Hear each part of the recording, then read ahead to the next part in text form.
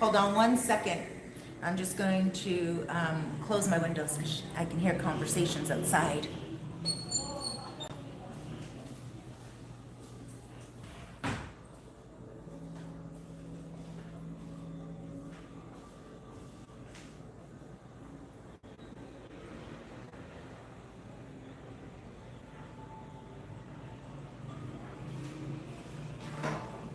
So here I am with the update of what's going on. So first of all, I just want to say happy Saturday to everybody. I hope you guys are having an awesome Saturday. I'm sitting here tranquila en mi casa with my Canadian mug with some coffee. And so I did a video the other day letting you guys know about my emergency doctor appointment. And I went to the doctor, hospital, women's clinic, and found out that I had to go for surgery. And I deleted that video because I was all over the place and I don't think I was giving enough justice to what I really went through and how nervous I really was. Okay, so let me just start off with, wait, let me see. Hope you're doing well. Oh, thank you, Willie. I am. Oh my gosh. I can't tell you how. Okay, first, let me just not be all over the place in this video. Hi, Willie. Hugs to you and your mom. I hope you guys are doing well. Okay. This is what happened. It was all to do with a mosquito bite.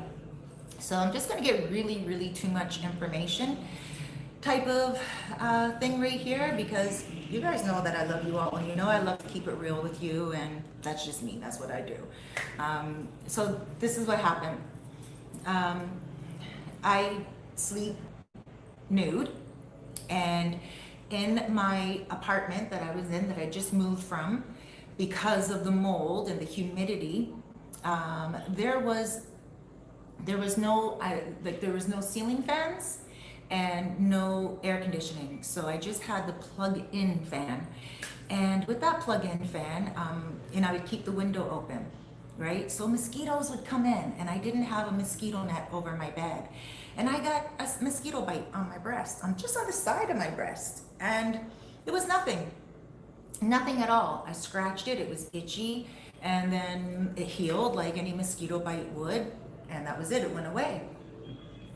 And then about a week later, I guess, I'm still trying to get the left nipple, felt like I had a mosquito bite underneath by the areola, right? Underneath, and I was scratching it and everything. It just, if you have an itch in the back of your throat and you can't really get to it, that's what it felt like, but on my breast.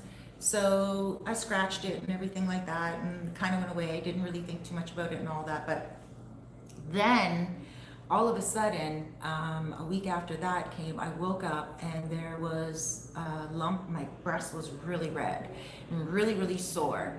And I did some research on it, and there were a few, there were a few things to do, a few options, and a few things that it was the duct backed up, how we have so many. What happened was, it wasn't that. I just you can buy your own antibiotics over the counter. And I thought to myself, and on some of the research that I did, it said that dicloxacillin is really good for that type of that type of milk backup, duct backup. So I went and I got some dicloxacillin for a few days, and it seemed to work a little bit. And then it just started to swell on top. And it started to seem like something different. And after that, I decided that I was going to go to, when I moved here, my new place, my landlord told me that his wife is a doctor. And I was like, all right. So I went to go see her, and she prescribed some painkillers for me, and because it was very painful. And then she gave me the number for a doctor. And I contacted the doctor via WhatsApp. That's one of the most special things here in the Dominican Republic. It's completely different. You can speak to your doctors via WhatsApp and you can send photos of like whatever your issue is, and they are right there, like to answer your messages. And anyway, I contacted the doctor through WhatsApp, and I showed him a picture, took a picture of my breast, and he sent me back like kind of like a prescription, and he's like, go to the pharmacy right now and go get all this stuff. And remember, I was just on antibiotics a couple of days before that. So I said, okay, when can I see you? And he said I would have to wait till Tuesday. That's this Tuesday coming up. And this was like, it was like Wednesday. And I was like, I don't know if I can wait that long. I feel like my breast is about to explode. And, you know, he was like, don't worry about it. And I said, well, will I get like a sonogram? Like here, it's like a, you know, they put you in like an ultrasound type of thing. And he said, no, that it's at a different location. So I didn't want to play with time. I was respecting the fact that he was there for me and he was giving me some insight on what was happening, but he didn't check me and he wasn't able to feel the area or anything of that nature. So again, I was a little reluctant, a little apprehensive, if you will. So then I said to myself the next day, I was like, you know what, Cerise, you got to get to the hospital. Like you just, I felt to myself, you know, I can just go to a doctor. But in any case, there is a beautiful women's clinic here, and it is located in Puerto Plata. I forget the name of it now, Borgano or something. Wood in Toronto, and it was just amazing. So this is what happened. I didn't have an appointment. I walked in, and I went first of all through emergency, and I saw men in there and everything, and I'm like, I don't think I'm in the right place. So I told them that I have an issue with my breast, and they spoke English, not all of them, but most of them. I think I need like the women's clinic. And again, I didn't want to be, you know, sitting in a clinic, like in the emergency, when maybe it wasn't an emergency and other people could be seen. And there's like really sick people, you know, and I didn't want to be around all the sickness either, to be honest with you. So they told me where to go, and they told me to go to Dr. Lizardo. Now, I went to Dr. Lizardo. Dr. Lizardo is amazing, guys. There's some music going by.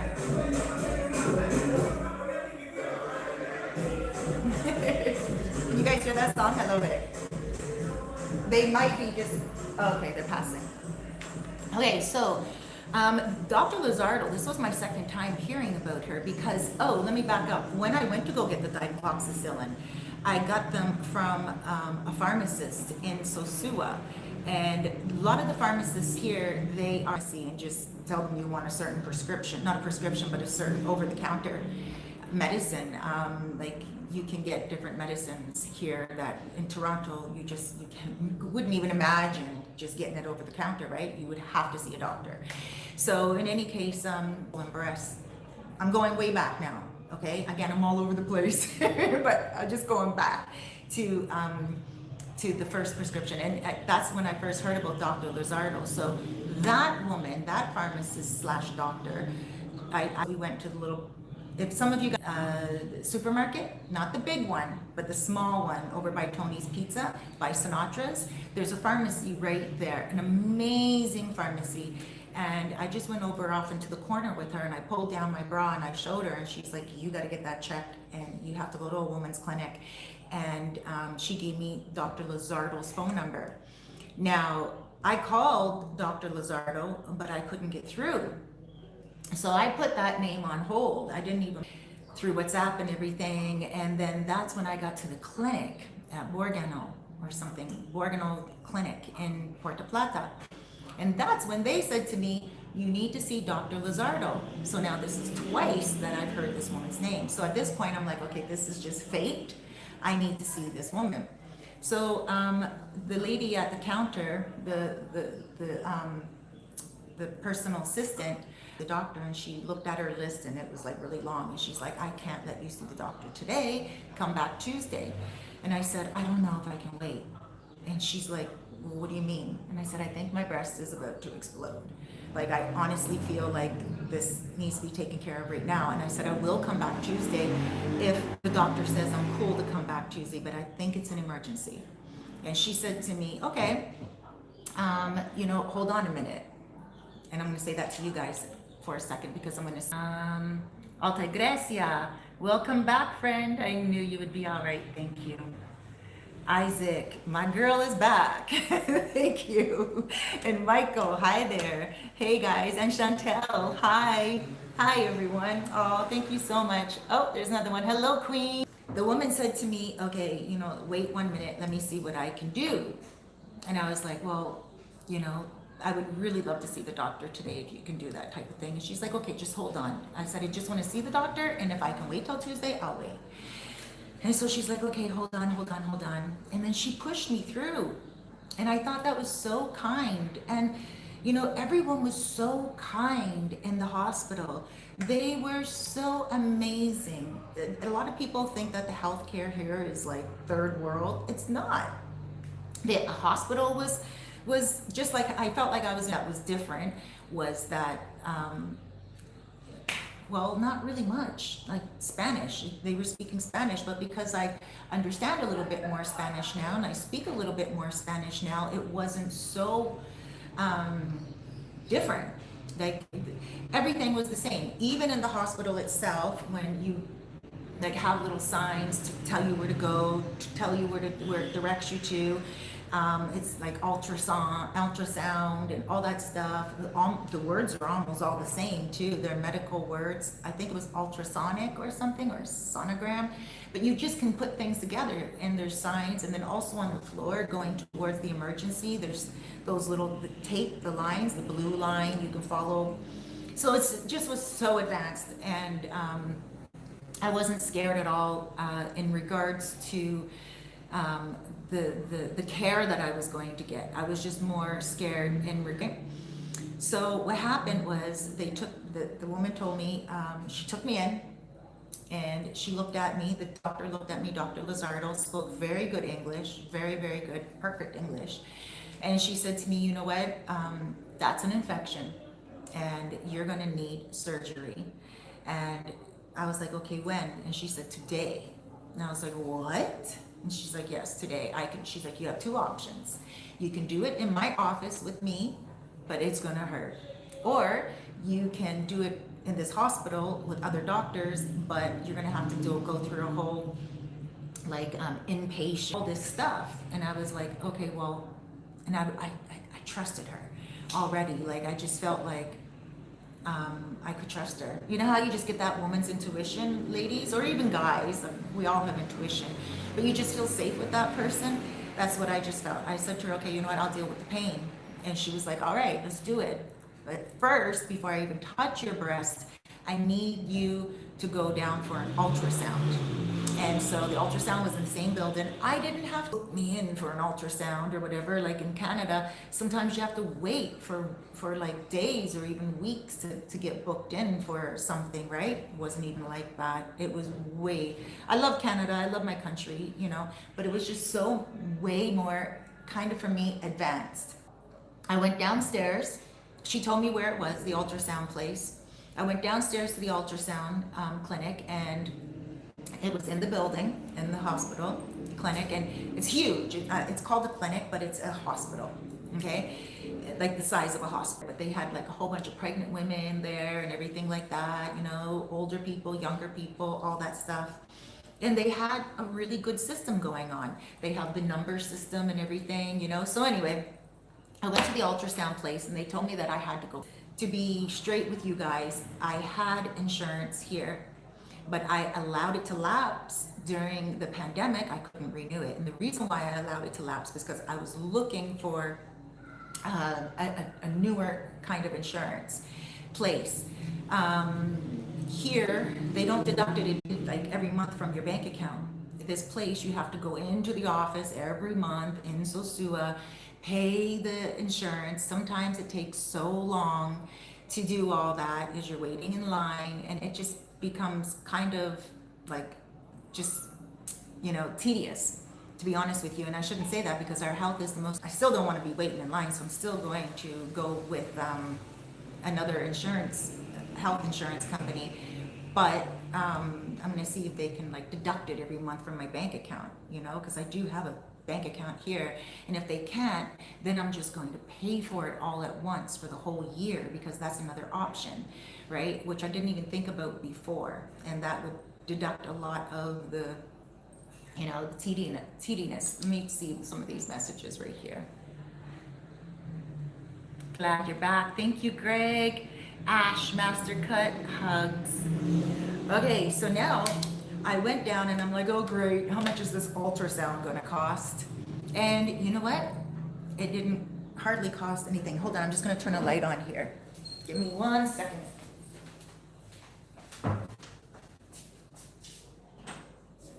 Maybe that will change things up a slight bit. And here we are. Here's where.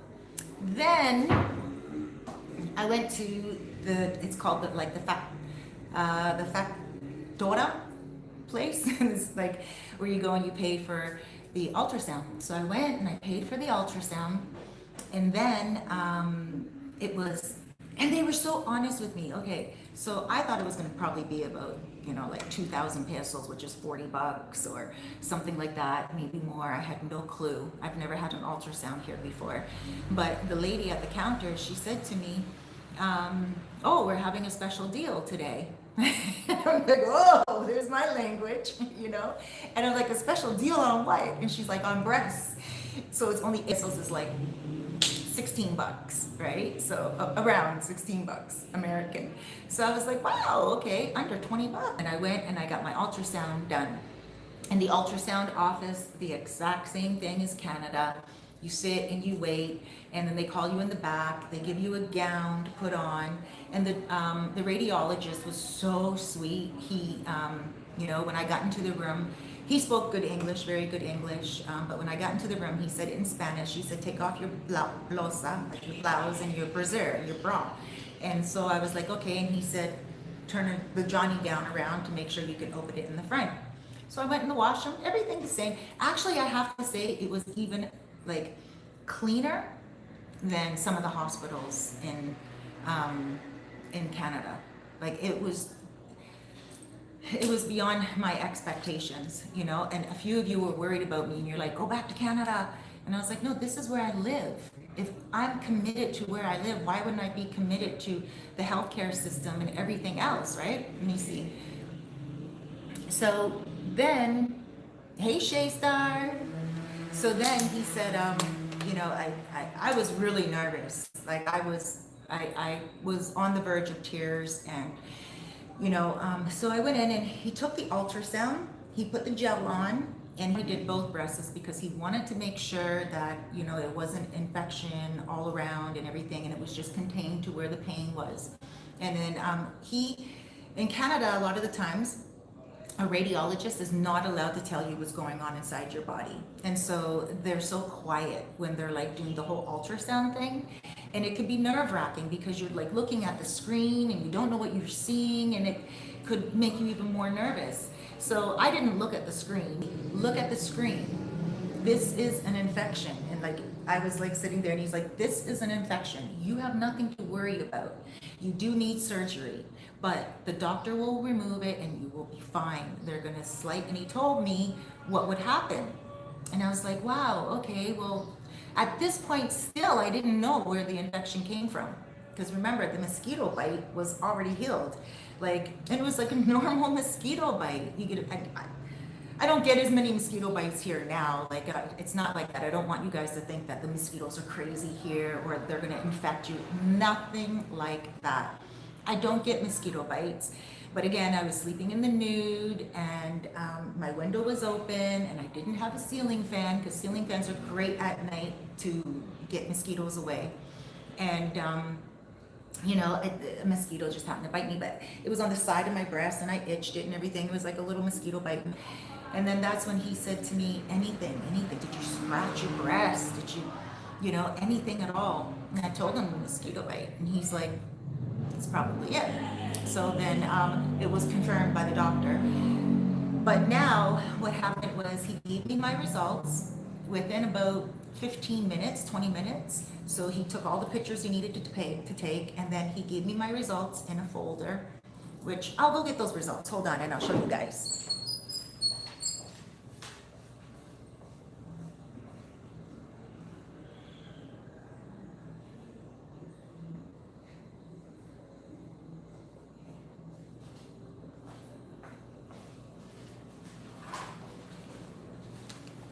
So he gave me my results right away, and then I just had to take them back upstairs to the doctor, but the doctor was gone. Let me just show you. I already did a video like this, so some of you guys have already seen this. Sorry for repeating it. By the way, guys, a lot of you guys contacted me via WhatsApp, even some of you that I didn't even speak to before. But you guys have been following my channel for a while, and you're loyal viewers, and I just want to say thank you for that. And a lot of you guys hit me up, and you're like, Cerise, you don't know me, and you know, we've never spoken before because I don't really need your services, but I just want to say that I'm sending you prayers, and I'm, you know, giving you my support, virtual hugs and everything. So thank you for that, guys. It was a lot more comforting than you could ever imagine to know that I had really good people in my corner like that. So here is the infection right here. So there's my normal, and he said to me, the radiologist was like, please don't worry. And I wasn't crying at that point, right? Like, I just was on the verge of tears, but when he told me, don't worry, I was like, oh, gracias a Dios, like, God bless you, and I cried. So tough. And so anyway, that was it. I went back upstairs, and the doctor was gone for the day. But the personal assistant told me to come back the next morning, which was yesterday morning. And she told me to be prepared for surgery. And so they didn't really tell me no coffee or no water or anything like that, or no food, but I just automatically didn't drink any coffee. And I automatically didn't eat any food, had a glass of water, and headed off to Puerto Plata on motor concho. And got there and waited for about 20 minutes, about maybe 30 minutes, and they took me in. Again, she fast laned me in, and whoa. Now, when the doctor told me the day before that I could get the surgery, I took for granted that because she could do it in the office, it probably isn't going to be that painful. I thought, well, if she can do it in the office and it's not really like a serious surgery, and it can't be that painful. She'll put a little freezing in there, put a little and toxins and bacteria infection, you know what I mean? But she did tell me she was going to slice it, but I just could not imagine what really did happen. Like, so anyway, she looked at me. She looked at my photos, right? Because remember the day before she didn't see the photos. By the way, this is the name of the hospital.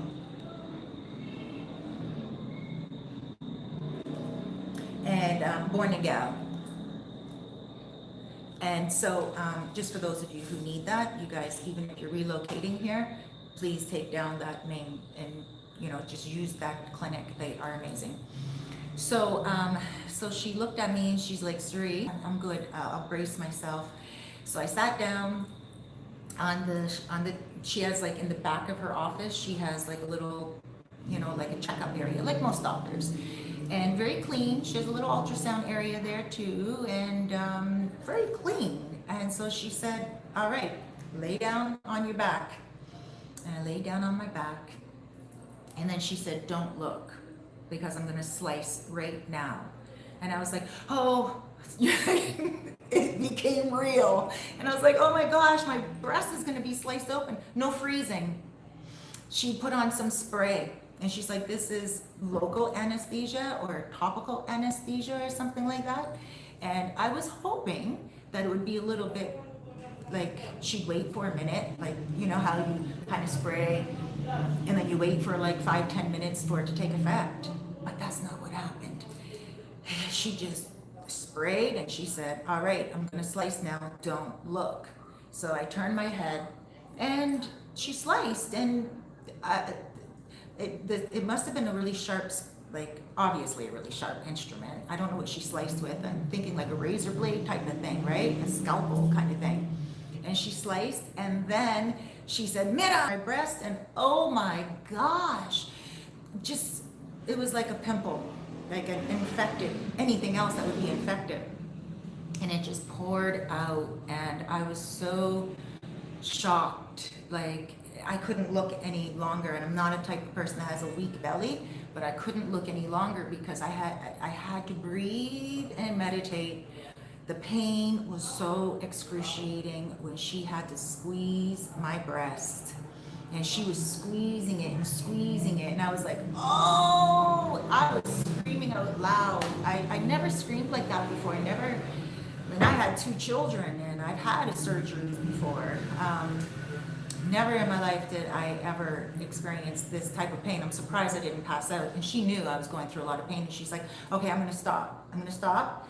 You breathe, and I'll go back at it in a minute. Just, you know. And I was like, no. I wasn't screaming at the top of my lungs because I was also cognizant. I was also mindful of the fact that there's people outside of the office, right? So I was just like, oh, type of thing, you know, more moaning.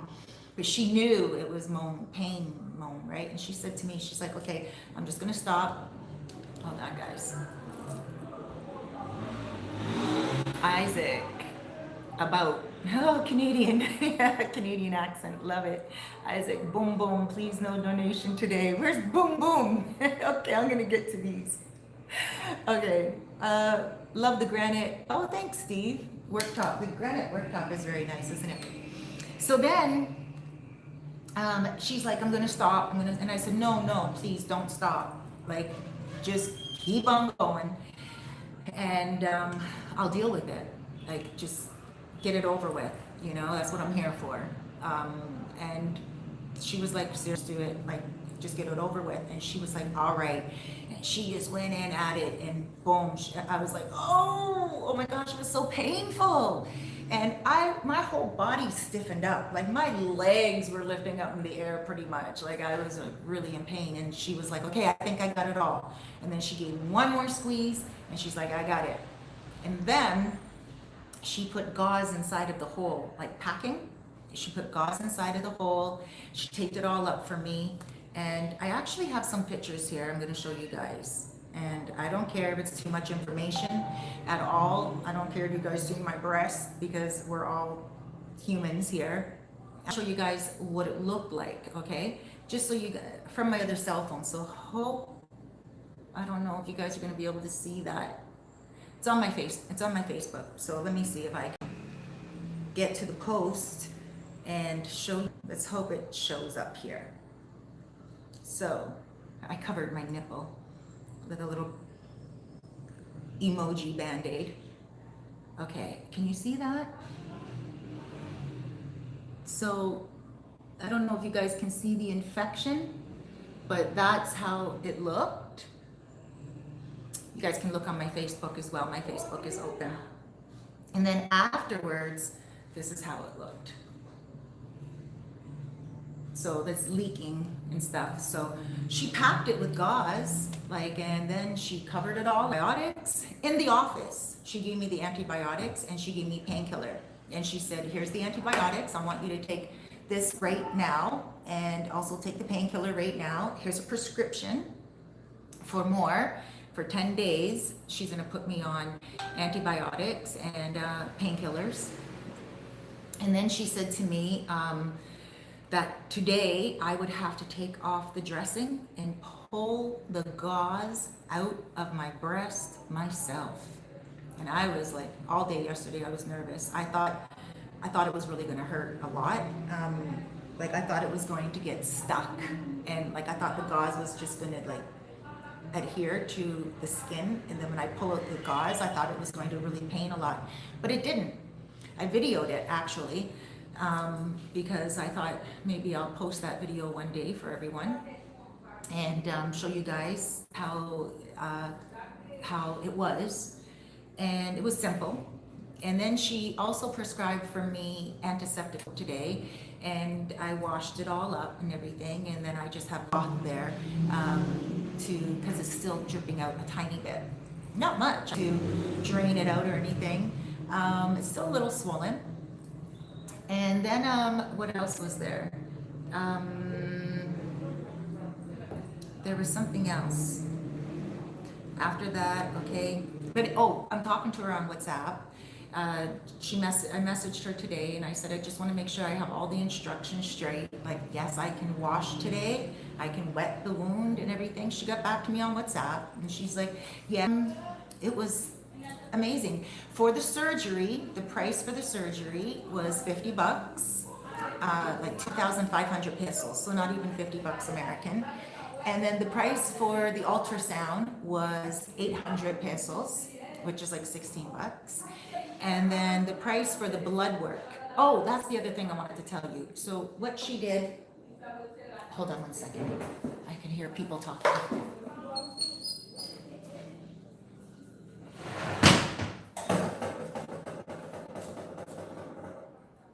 So as you can see, I still have packing there. So then she said to me, I had to pay for the culture. So she took like a sample and a little Q-tip from my breast and put it in a little package. And she told me, go to the laboratory, give this to them because I want to know what type of bacteria it is. And you'll have the results within 4 days, 14 days. But in the meantime, let me know what's going on with your results. I thought that was amazing. Like, imagine, I don't even have to see her. I can just WhatsApp my doctor my results from the laboratory. I thought that was awesome. And so when I got to the laboratory, the doctor also wanted to do, because I asked the doctor, I said, do I have blood infection or like, is there anything I need to be worried about? And she's like, you know what, I'm going to get some blood work done for you as well, and they can see what your blood is saying, your hemoglobin or whatever. And I was like, all right, cool. So that cost almost 1,000 pesos.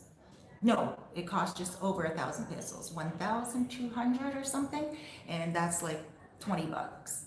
So I was like, okay, so now I just have to wait until Tuesday, Wednesday, and I'm going to get my results back about the bacteria, what type of bacteria it is, and then I'm also going to get results back about my blood itself. And it was all pretty simplistic. I had nothing to be afraid of. They took very good care of me. Everyone in the hospital, they were very pleasant. Everyone that I dealt with had wonderful bedside manners. Just the same way here in the Dominican Republic, some of you don't know, but let's say you're sitting in a bar. Let's say you're sitting in a restaurant, Dominican bar. When someone enters that, or even a store, if someone like a colmado, don't just say, oh, I want to get this, I want to get that. They acknowledge every single person in there, and they walk in and they say, saludos, or they say, buen dia, like hello, good day, and everyone says to the person entering, buen dia. It's just so polite. Like, it's just such an amazing culture, and I'm so happy to be a part of it. But I just have to say, like, it was no difference out to Elisa Lizardo. Her bedside manners were perfect. Even after she squeezed up my breast, she's like, I'm sorry. And I said, no, thank you, please. And she's like, she looked at me like, you're thanking me. She's like, okay. And she's like, you're today. There's a little bit of pain. I hurt immediately. And get myself to a hospital. But straight across the street from me is a doctor who I know, because I know him. I say hi to him every day, and I went to go see him one time before when I had a motorcycle exhaust burn on my leg. So I know that if anything, I can just run across the street if I feel anything. Elsa is here as well. She lives down the street. Elsa's been on my WhatsApp, and she's like, I need to come to your apartment. She hasn't been here since I moved. I had Gustavo here, but I told Elsa it's okay, I can take care of myself. And so she's like, but I need to come to your apartment if you need me to clean, if you need me to cook, if you need me to go to the store for you, please let me know. For those of you who don't know Elsa's my very good friend here. She's Dominican. And she also lives in Los Charamicos, where I live.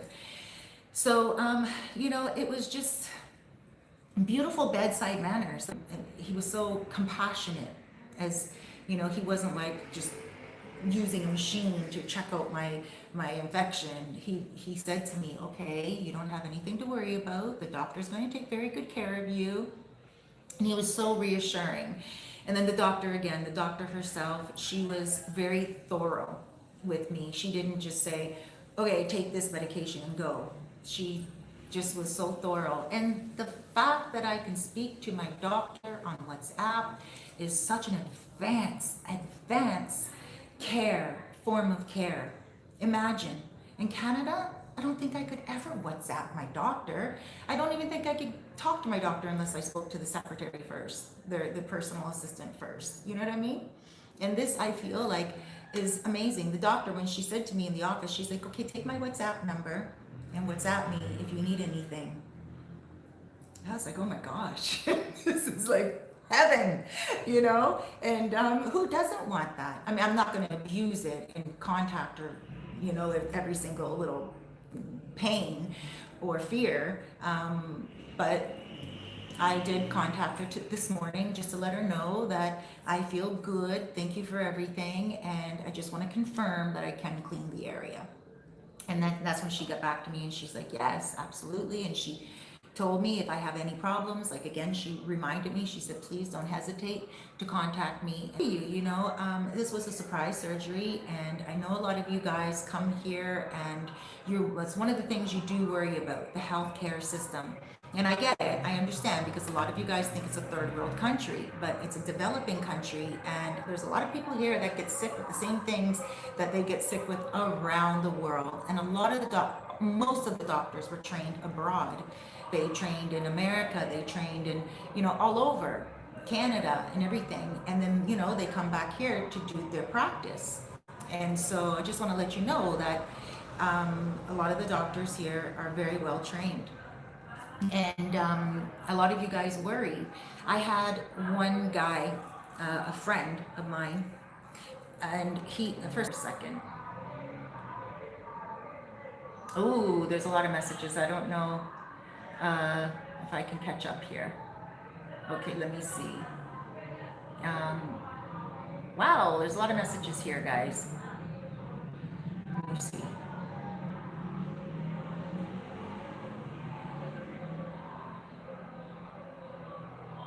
Okay. It's called an incision and drainage procedure, very commonly done in urgent cares or doctor offices, is topically. Some for abscesses. Yes, humanity solved, absolutely. And Jeremiah, thank you, thankful that you're okay, thank you. And Trucker Nomad, wow, that was an experience. It was. So happy that I'm past it, and so happy that the doctors here are very good. Brian, glad you're okay, thank you. Isaac, what was infected? My left breast from a mosquito bite that I scratched. And the mosquito bite wasn't like infected. The mosquito bite was just normal, but the skin is very sensitive in the breast area, so it just caused an infection. Make certain to take all of the meds and have her confirm that it is not staph infection. Yes, of the meds. I know because I contracted MRSA while going to my doctor's follow-up appointment after I had a successful surgery. Now I live with MRSA? Ooh. Someone else said that today on my Facebook post. I don't know what, I'm going to do research on that one. And then Rosa, try universal health care in DR. Yes, okay. Good. But there's other ones as well. So, but yeah, I know about universal. Isaac, I hate medical talk. Angela, she is an excellent doctor to want to make certain what that infection really is. Thank you. Isaac, we are glad you're okay. I could not sleep the other night thinking of your well-being. Oh, thank you, Isaac. Thank you. Shay, yes, it was cheap. Oh my God, that was cheap. Yeah, right? LCH, that was one of the things I missed of the DR. It's absolutely true. Everyone will say hello, good morning, evening as they come in contact with you. They do. I love it. I love it. Isaac, nice. Patrick, laugh out loud, was looking for comments. Half of the live chat was looking for comments. Half of the Jamar, what up, Cerise? What's up, Jamar? Patrick, video appointment and text is new thing since COVID. Laugh out loud, like Little House on the Prairie with Dr. Baker. all over again. So happy you're okay. That must be true. Yeah, around the world there probably is. That's right. Okay. I guess that would be with COVID. I say I haven't really been to a doctor at all, so let me see. I like the name Los Charamicos. Yes, Los Charamicos in the house. Boom, boom. Cerise, Cerise. Sorry I'm late. Uh, I'm good. I'm good. I'm feeling good. A little sweaty right now because I just closed all my windows, but good. And Patrick, because we all found the live chat. And Apple Mac, glad you're okay. Thank you. LCH, Cerise, are you using your cell network or Wi-Fi because it's freezing a lot? Oh, it's freezing a lot. Yes, I am using. Hearing me? Well, oh wow, glad Alfredo Acosta. Oh wow, glad to hear you're okay. We have to take care of ourselves to keep our immune system strong. It is only internal defense until we have to go to the doctors. That's right.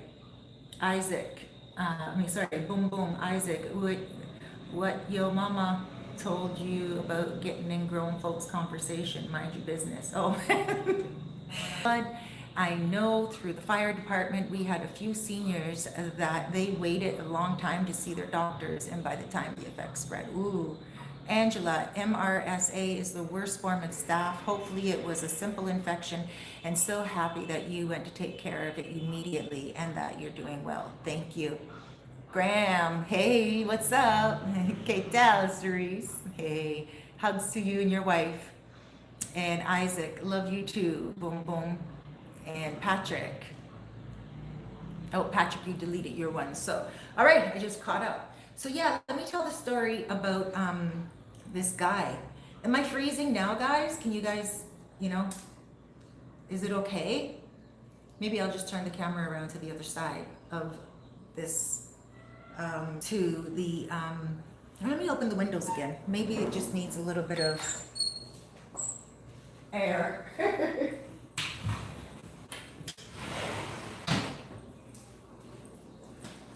I know I need some air.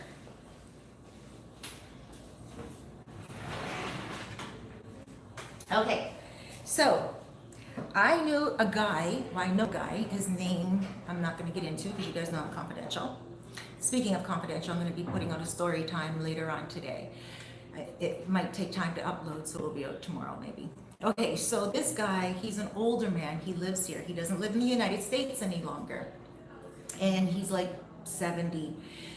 And he messaged me because I always see him at Plan B, and he's so funny. He always tells me his jokes, and we just really became friends, and we always talk on WhatsApp and everything. And I guess he knew I would care, and he contacted me and he told me that he has cancer, and he had cancer in his back, and he was really scared. And he's like, can you believe that, to America to get your operation? And he said no, because it was too tedious. And this was before the pandemic. And he said no, it was too tedious to go back, and he has health insurance here, so he's gonna go for it here. And he asked me what I think.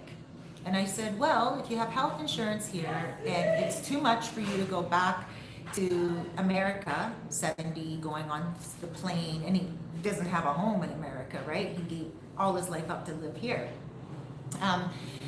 I told him, well, maybe just trust the system, see what happens. And, if anything happens, get flown out to America, because that is possible with some people's health insurance. They can get an emergency flight back to America. So, he went, he was scared, really, really scared. And he told me that, he sent me a few messages from other people who got surgeries here, and the surgeries didn't work out and all that stuff. And I said to him, you can't base your health based upon everybody else's health. And you can't base your doctor based upon everybody else's doctor. In Canada, I had a surgery, cosmetic surgery, like a little tummy tuck, many, many, many years ago. And it was totally destroyed because the doctor didn't do a very good job, and I almost died. And that was in Toronto. and that was like with cosmetic surgery. So it can happen anywhere around the world. And I gave him that example. I said, don't put faith in the American health system just because you are fearing this system. You know, don't expect that the doctor, don't think you hear that the doctors are not good. Doctors from all around the world are trained, you know. And so he was like, yes, I guess you're right. I guess you're right. And I told him, don't worry. Like, if you need anything, I'm here for you. If you need me to go to the hospital with you, anything, just let me know. So I saw him about 4 days ago. And guess what? He was fine. He was on the back of a motor poncho. But he was telling me anyway about his, like through on WhatsApp, he was telling me about his, before he went in for the surgery, he told me he was going in any day. And then when he got out of the surgery, he told me he was in pain. And he said that he shouldn't have got the surgery here because he's now in more pain. And I said to him, no. Faith before fear, please. Because anyone that just goes through a surgery is going to be in pain. And I told him, give your body at least 2 weeks to heal. And then after that, even maybe 2 months, it was back, like cancer in his back. You know, like give your body time to heal. And it was only 2 weeks later, like, I mean, right after he got out of surgery, 2 weeks later, he contacted me and he's like, the pain is a little bit better, but it's not subsiding that much. And I said, just wait a little bit longer. You are alive. They took away the cancer. You know, he was afraid that he was going to be crippled because of where the cancer was in his back. Before he went into surgery, that was his concern. And then when he got out of surgery and he told me he wasn't, and he was walking around, everything's fine, I said, look, your main concern is gone. The cancer, and also your worry about, you know, and you'll be fine. And so that was months ago, before the pandemic. And now I see, like, so we were, you know, actually, I saw him the day I was at the dentist. You guys remember when I did the video in Cabarete about dentists and everything like that? He was in the next room getting a facial and like vitamins. It's called mesotherapy. He was getting all that put in his face. He's like 70 years old, but he looks fly and he takes very good care of himself. So he comes out of that next room. I'm sitting in the dental office and he looks at me and he's like, wow, Cerise, hi. And I'm like, hi, how you feeling? And he's like, oh, better. So I saw him then. He had a little bit of a backache, he said, you know, but that's common sense. And then, hold on. So then, the other day, actually to be more precise, the other day, the same day I was in the hospital to get my ultrasound is the same day anything like that. I didn't want to, like, you know, Sosua was a small place and I just didn't want anyone talking about it beforehand. And I also just didn't want to make a big deal out of it. So, although I did a live to air with all you guys from around the world. And so anyway, he got off the motor concho and I'm like, oh, hey, how you doing? You look great. And he's like, oh yeah. And he told me that he feels well and he has a second bill on life. So imagine cancer surgery he had here with his insurance. And so I hear like about this all the time. And I hear nightmares as well, but I hear more happier ending. Our story just the other day actually where something was left in a guy. And but that was in a hospital in Sosua, in Albate, that, you know, a lot of people talk about that hospital negatively, but it's the one doctor there. So, you know, I mean, that's what happened to him. They left something metal in him and then he got septic and he got a hernia and now he has to return back to his country to get surgery there. God bless him, and it's very unfortunate. And I wish him the best with that. You know, shouts out and prayers to him. But I mean, those horror stories are all around the world. And so a lot of you guys were worried for me. And I'd like to say thank you very much. And a lot of you guys were like, oh, Cerise, just go back to Canada. But that's not my option. You know, I'm one of those people, and I want to be here. I love this country and I love the people. Just like I said, when they walk into a store and they say saludos, or You know, it's just a different way of living. And why would I sell out? Like, why would I be a sellout? Why would I go back to Canada and have more faith in a doctor in Canada? You know, and just have faith in God. You know, just have faith in your own ability. Pick a really good doctor. If you feel uncomfortable, then get a second opinion. If you feel like, I would say definitely follow your intuition. I'm not saying that everyone should do surgery here or anything like that. All I'm saying is they are very well trained doctors here, very experienced. The same illnesses are all around the world. You know, cancer is cancer, abscesses are abscesses, you know, braces are braces. It's not like it's going to be something crazy and unique about sicknesses. So I know a lot of you guys were worried, but I'm just saying those same people who are worried, when you guys relocate here, if you do, I want you guys to have faith in the healthcare system here, and I want you guys to have faith in the people here.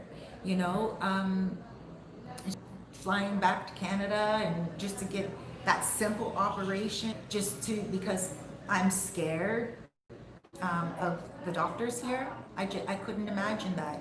And you know, if anything did happen to me, and I'm still not out of the woods. I mean, an infection could come back. I just need to take care of myself, keep the area clean, and you know, wash it, keep it like with the antibacterial soap, and keep it nice and dry.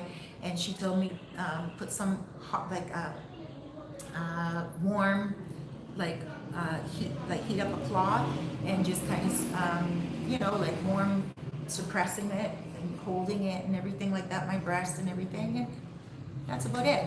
I'm really happy to be able to say that, you know, they took very good care of me.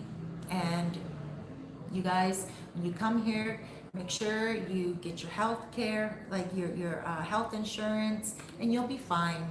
100%. The health insurance, cleaned one time with my health insurance, and it was 13 bucks, like 700 pesos to get my teeth cleaned.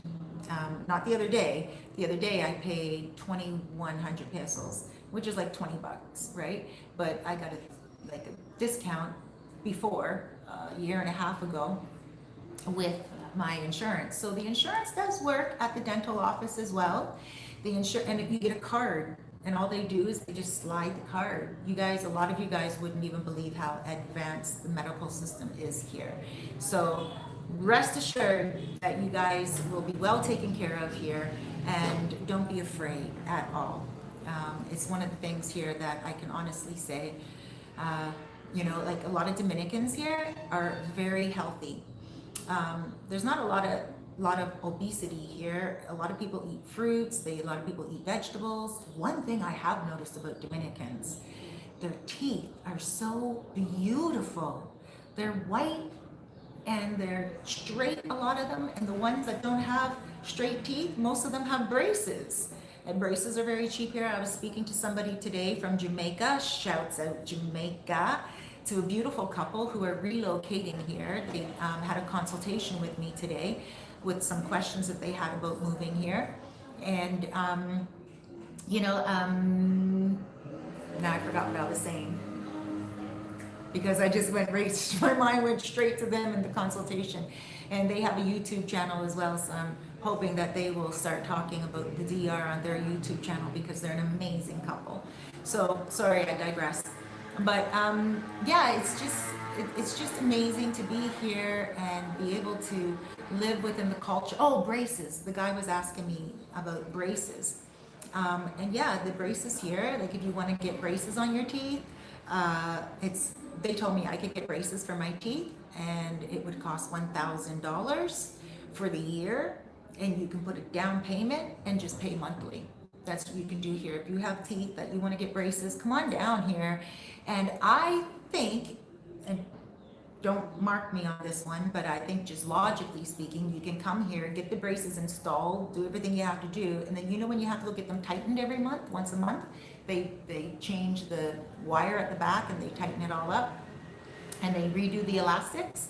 You could probably just go to your own doctor's office, your own orthodontist, and you could probably pay a monthly, like a visit each time you go. I don't know how much that would run you, but if you're here for the long haul and you're here for a year, then you are good. I mean, $1,000 for braces, you know. So a lot of the Dominicans here have beautiful teeth. They're well taken care of. I don't see a lot of health concerns at all.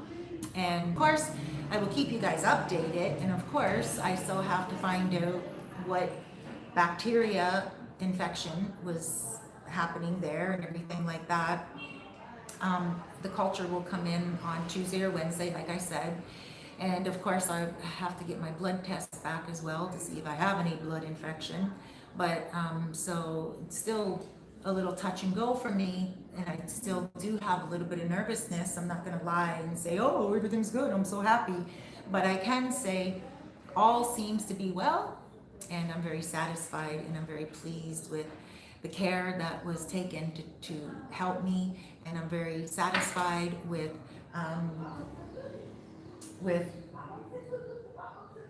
heard noise. Very satisfied with you know, the medication. Sometimes we think because a country is not as economically sound as North America, and that's not always so true. Here I find that they're very advanced, even though you know, the economy itself. So let's see here, some messages. Boom boom. Hey, okay. Next Saturday, I'm going to my eyes due to hornet bites. These mosquito bites can be dangerous. Yeah, but I don't get bitten by. I don't. Oh, thank you, Angela. I'm not freezing now. Perfect. I don't get bitten by mosquitoes here a lot, and I don't want you guys, because I don't want you guys to think that this place is filled with mosquitoes. Like, I guess there's mosquitoes, and I don't guess there's mosquitoes here, but I don't get bitten. Like, when I first came here, I was a target. I think my blood was just raw, new to them, and maybe they know. But I was getting a lot of mosquito bites, more on my ankles. And after about a month, that stopped. I sometimes still get little bites if I'm on the beach. That's just normal, like sand fleas or whatever, but not often. And you scratch it and it goes away. A couple of days later, you know, my body heals pretty fast, pretty quickly. So this mosquito bite wasn't swollen. It wasn't painful. It wasn't extra itchy. I didn't get a fever. It wasn't like anything like that. It was just in the breast area, and that was the problem, because the breast is so sensitive, and I didn't realize how sensitive a breast could be.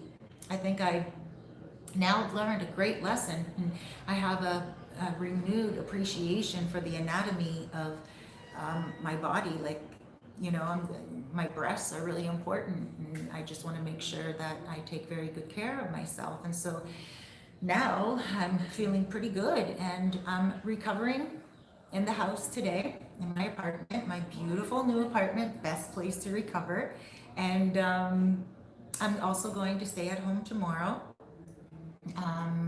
And I really enjoy it because I'm working from home anyway. Today I had so many consultations, and I still have to do a lot of work and doing a live to air with you guys, and I'm going to be doing a story time. And also I just, you know, I have so much work to do anyway, always. And I love that because I love what I do for my work and for my business, right? It's not work when you love what you do. So I could work all day long. I could enjoy my life in the apartment with nobody here and just have peace of mind. And so that's what I'm doing. I'm just taking today and tomorrow to totally be tranquila in mi casa.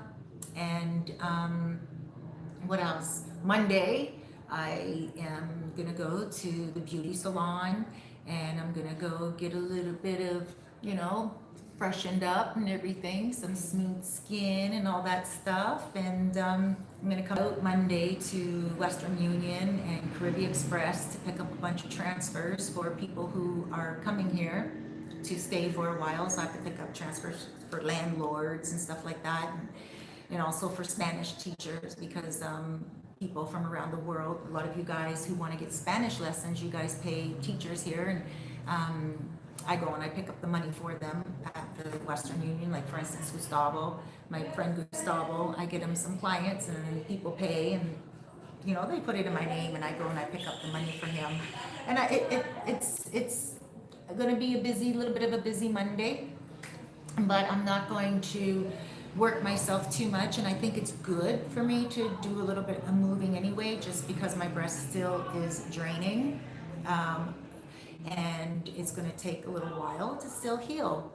So I am ready for, you know, healing now. And I know the other apartment that I just left in Cabarete, you know, the one overlooking the beach, for those of you who might not remember, because I move so often, but I had to move from that place.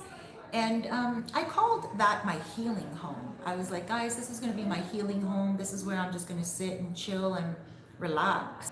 There was nothing to heal from. I was cool. I was good. I just meant it was going to be my home of tranquility. But I didn't realize that with no ventilation, like no fan and no air conditioning, and everything being so humid and the water damage, it would do what it did. Since I've been here now, for the days that I've been here, I think I moved here Wednesday. Pretty sure I moved here Wednesday. The days have gone by so quickly. I don't even know how many nights I've been here, to be honest with you. I think this is going to be my 4th night. But Wednesday, anyway,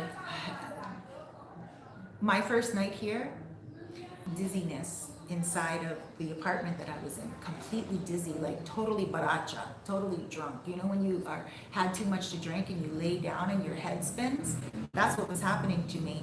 And in that apartment, and I couldn't put 2 and 2 together. I didn't realize it was probably due to the mold. I didn't even know what mold was. So again, I thank all of you guys who informed me, just like you guys are informing me now on staph infection, which I'm going to study and research.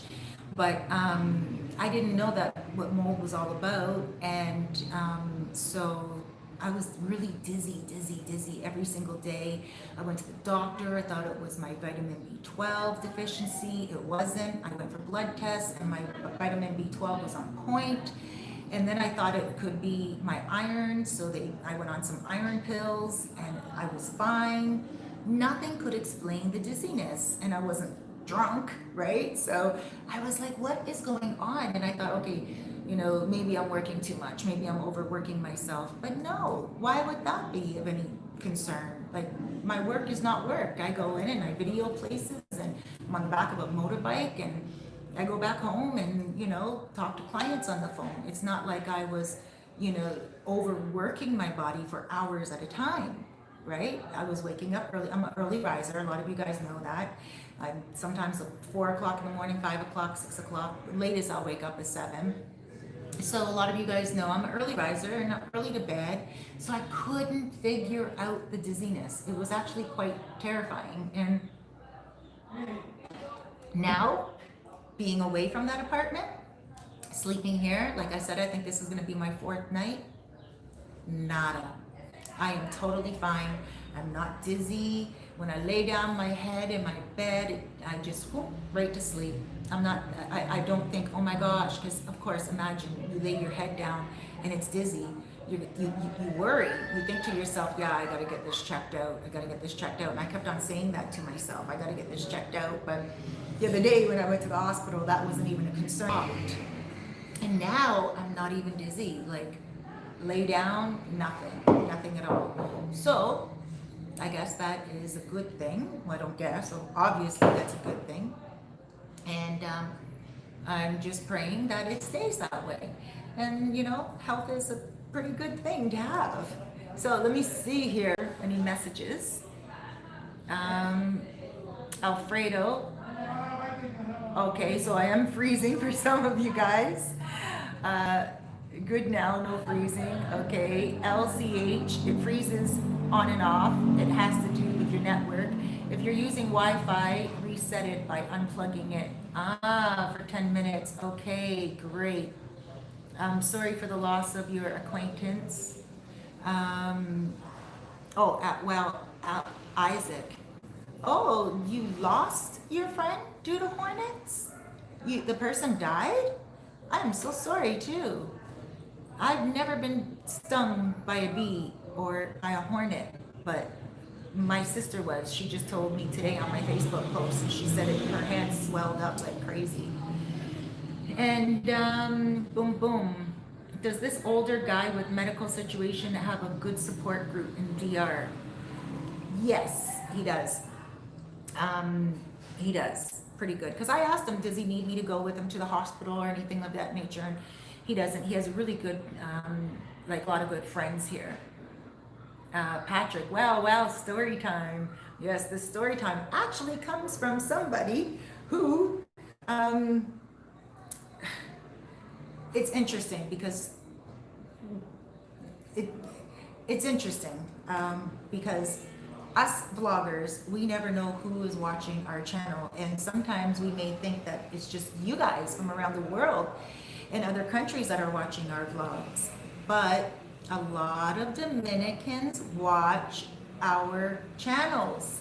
And a Dominican woman, she said to me, Cerise, I know you're in the hospital and everything. I actually have a story of a hospital and I want to share it with you. And she shared this story with me and I was like, oh my gosh, how trifling. It's about a dude who did something, but I won't get into that right now. But it was very interesting and I'm looking forward to telling the story today.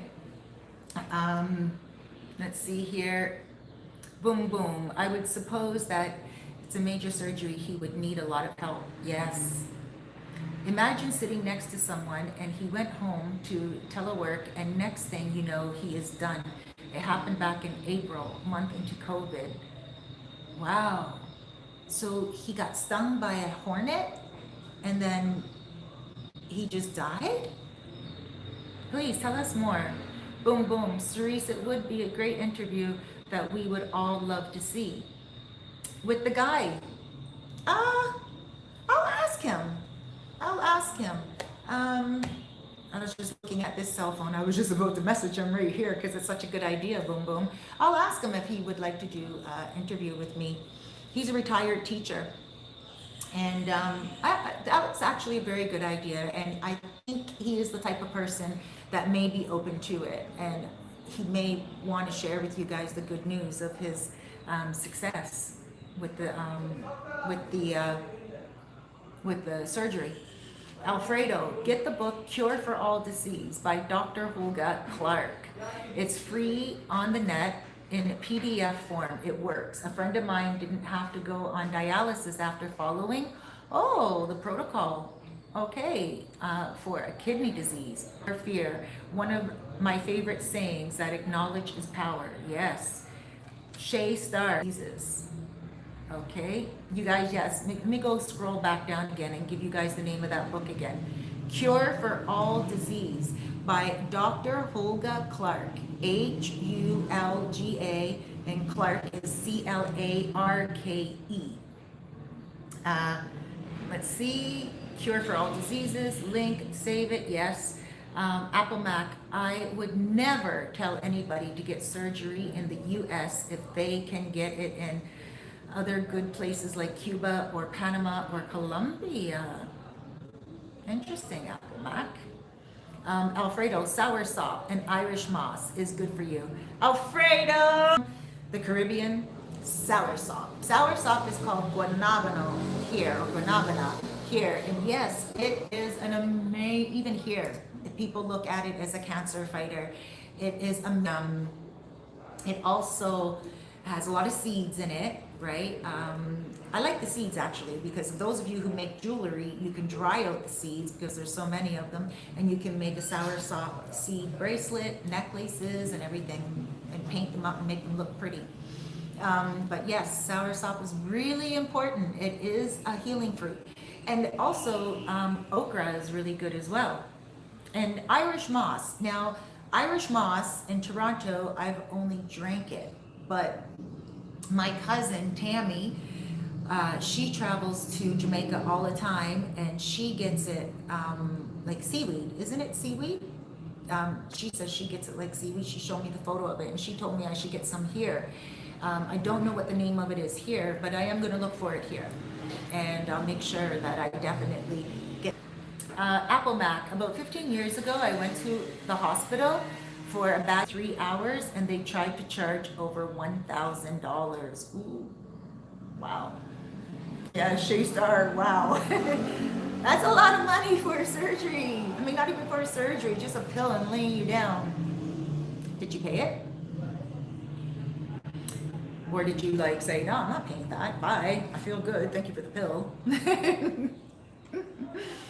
And yo, Apple Mac, so did you go back and check your history? 1994, 1995. Alfredo, the US is all about the Benjamins. The Benjamins, yes. And the Jacksons, all about the money. Boom, boom. No, but are you taking about first or second term? Talking about first or second term. There was only one operation, uphold democracy.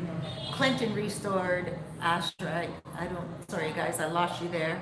Stacy in the house. Hi Chica, glad to see you're up and about. On my break, just checking on you. Thank you, baby girl. Thank you too for checking on me on WhatsApp as well. So many of you guys WhatsApp me yesterday morning, just before before I went to the hospital. And there were so many messages from all of you around the world. You know what? I didn't even contact my children or my mom before I went for the surgery because I didn't want to worry anybody. And I didn't want them to think that, I'm being foolish getting a surgery and, in a different country than what I was born in. And so I didn't tell anybody.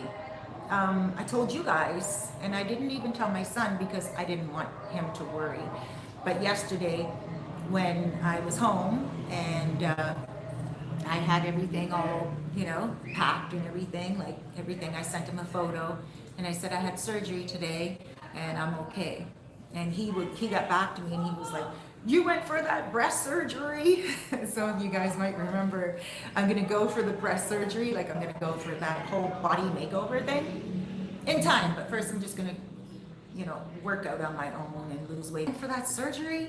And that's a serious surgery. I would have told him about that, right? But I said to him, no. This was like an emergency surgery for breast infection.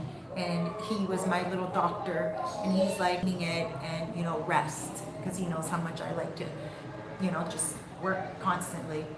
And, but again, it's not work. Doing this right now, talking to you guys is fun, right? So he told me to rest. And so I didn't tell my family anything. And that's not like me, actually. I am very vocal and I'm very, I share everything, even if it's just some new experience. I'm always on Instagram sending my son messages and photos, even if I'm eating something or, anything. My daughter as well, she's busy doing her own thing in life too, but everyone, I share everything with everyone, but I didn't even share it on Facebook until today. I didn't say anything to Facebook because I have so much family on Facebook and my mom is on Facebook and she's very active with my posts, and you guys might see some of you guys who follow me on Facebook, you'll see my mom puts little comments out every now and again, and I'm like, thank you mommy, I love you and stuff like that. So I at all because you just don't want to worry your parents. But my family and I were very close. I have 3 sisters. You don't know, my daughter is going to be 32 next month and my son Hero, come here. Hero is doing so well. I just don't want him to go pee-pee in the house because I'm still training him to go outside, but he's doing good. And I can see that he's kind of looking around, smelling. But if I call him, he gets his head together and then he goes right outside. So how smart he is for a little guy. So anyway, I'm very close to my family. My family is very supportive of my move here. Nobody feels like, anything, but I think they're probably surprised that I didn't let them know anything beforehand with the surgery, and that's that. I am going to go for the cosmetic surgery on my body, maybe for my birthday, December 20th to pass. I want to wait. In the hospital when I was there yesterday and the day before, everybody's wearing masks. Everyone is very safe. It is so clean in the hospital. I love. The floors are so shiny in the hospital, and they have people cleaning constantly, going up and down, like where I was anyway. Like they were cleaning everything. Oh, looks like it was interrupted, but it looks like no, I did not pay any of it. Apple Mac. No, I did not pay any of it. Was in California. I don't blame you. $1,000 for a pill in 3 hours on their whatever. No way, I don't blame you, bro. Or sister, Apple Mac.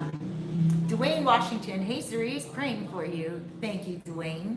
And Steve, you don't need any surgery. You're perfect. Oh, thank you. I just kind of want I just want to, I don't know why, but I guess I just want a little pick me up. James Smith. Has anyone ever told you that you're so beautiful you give a man heart palpitations? I'm having chest pains right now, and I think that being your Western Union pappy is the only way to cure them. What's your name again? James Smith in the house, ladies. Steve, no cosmetic stuff. Love what God gave you. Nathan B, probably can't even breathe. Angela Isla, still see if it continues to freeze afterwards. But Nathan B, no, it's not even like, first of all, if you've been here before, you know that their cleaning products smell really good, Mistolin and all that. But it's not like it's fumes. It's not like it's whatever. They're cleaning it to keep it nice and clean. There's a lot of traffic going in and out, and if they were doing anything different, I would be a little nervous. You know what I mean? But they were washing the floors, mopping the floors, keeping them nice and clean, as they should in any hospital.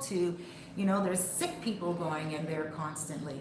But no, it doesn't smell like Clorox or Chloral. It doesn't smell like it's fresh. It's fresh. The ultrasound, everything is modern in that hospital. Like modern. Like this apartment is modern. Like, this apartment is modern. Like the Dominican Republic is modern. And the hospital,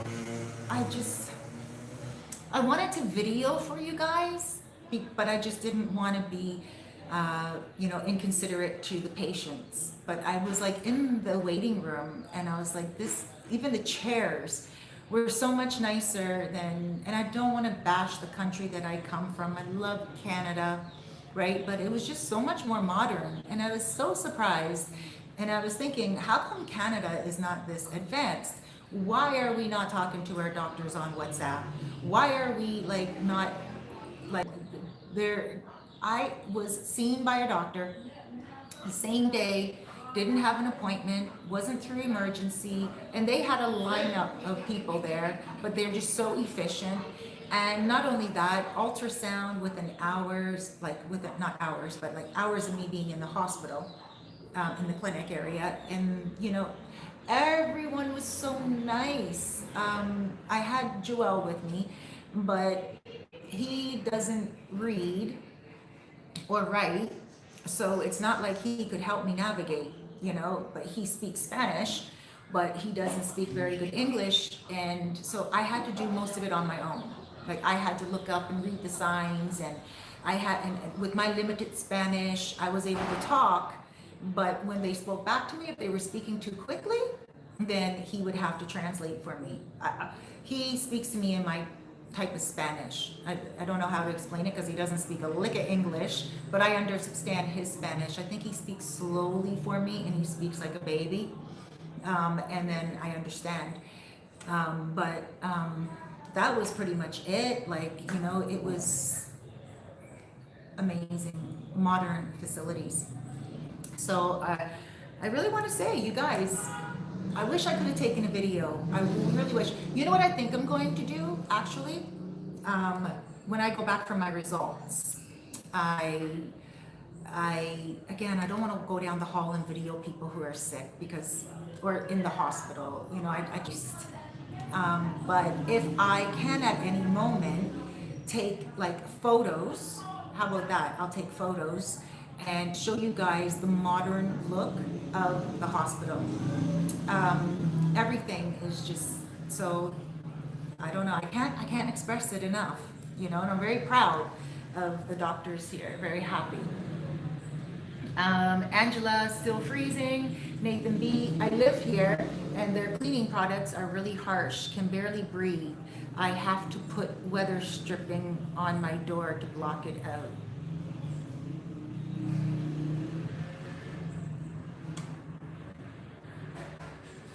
It's not freezing, guys. That's just my moment to be like, who's cleaning your house and your door? Like, I don't know. I'd rather something be clean than not. And on top of that, if you have a maid that does your cleaning, then you should be telling her to dilute it a little bit more.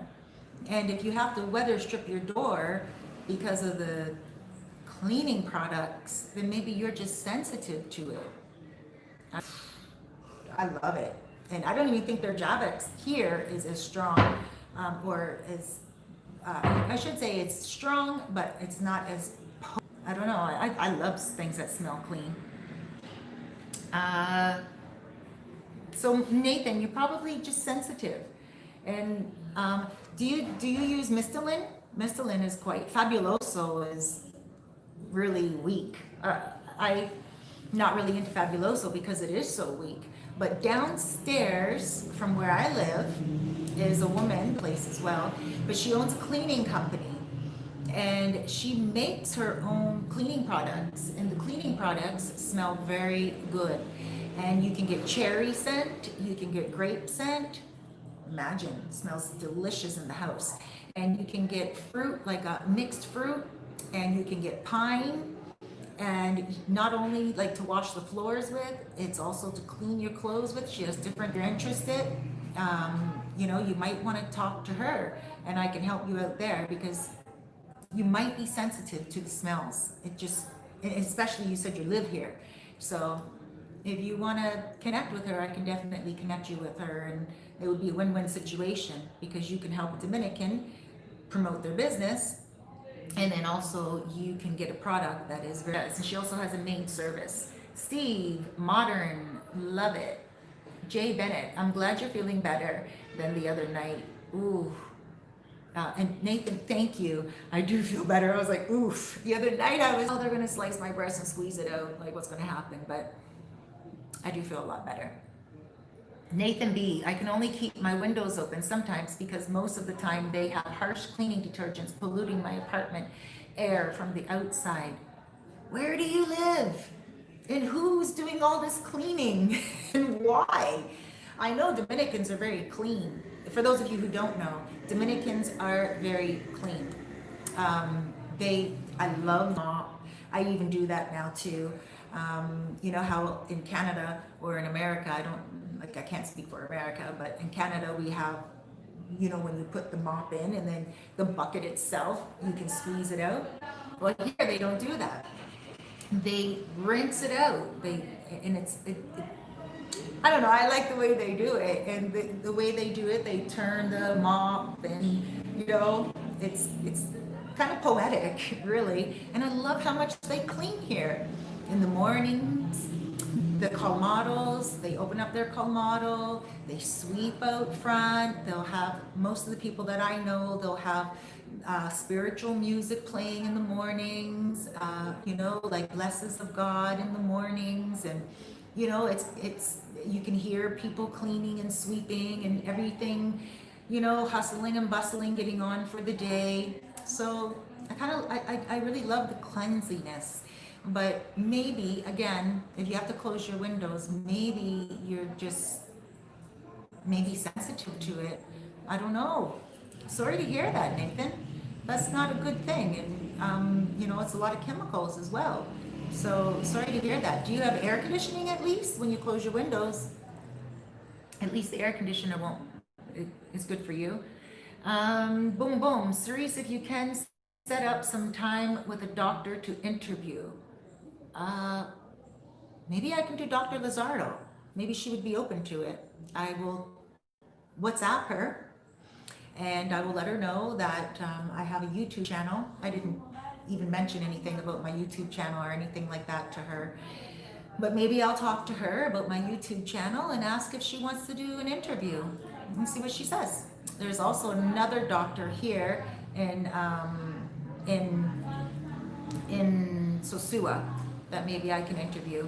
But I'm not so quick to interview him because he's just like, he was like a bump on a log when I was having my dizziness and I went to him. He was just like a bump on a log. He just kept sending me for results.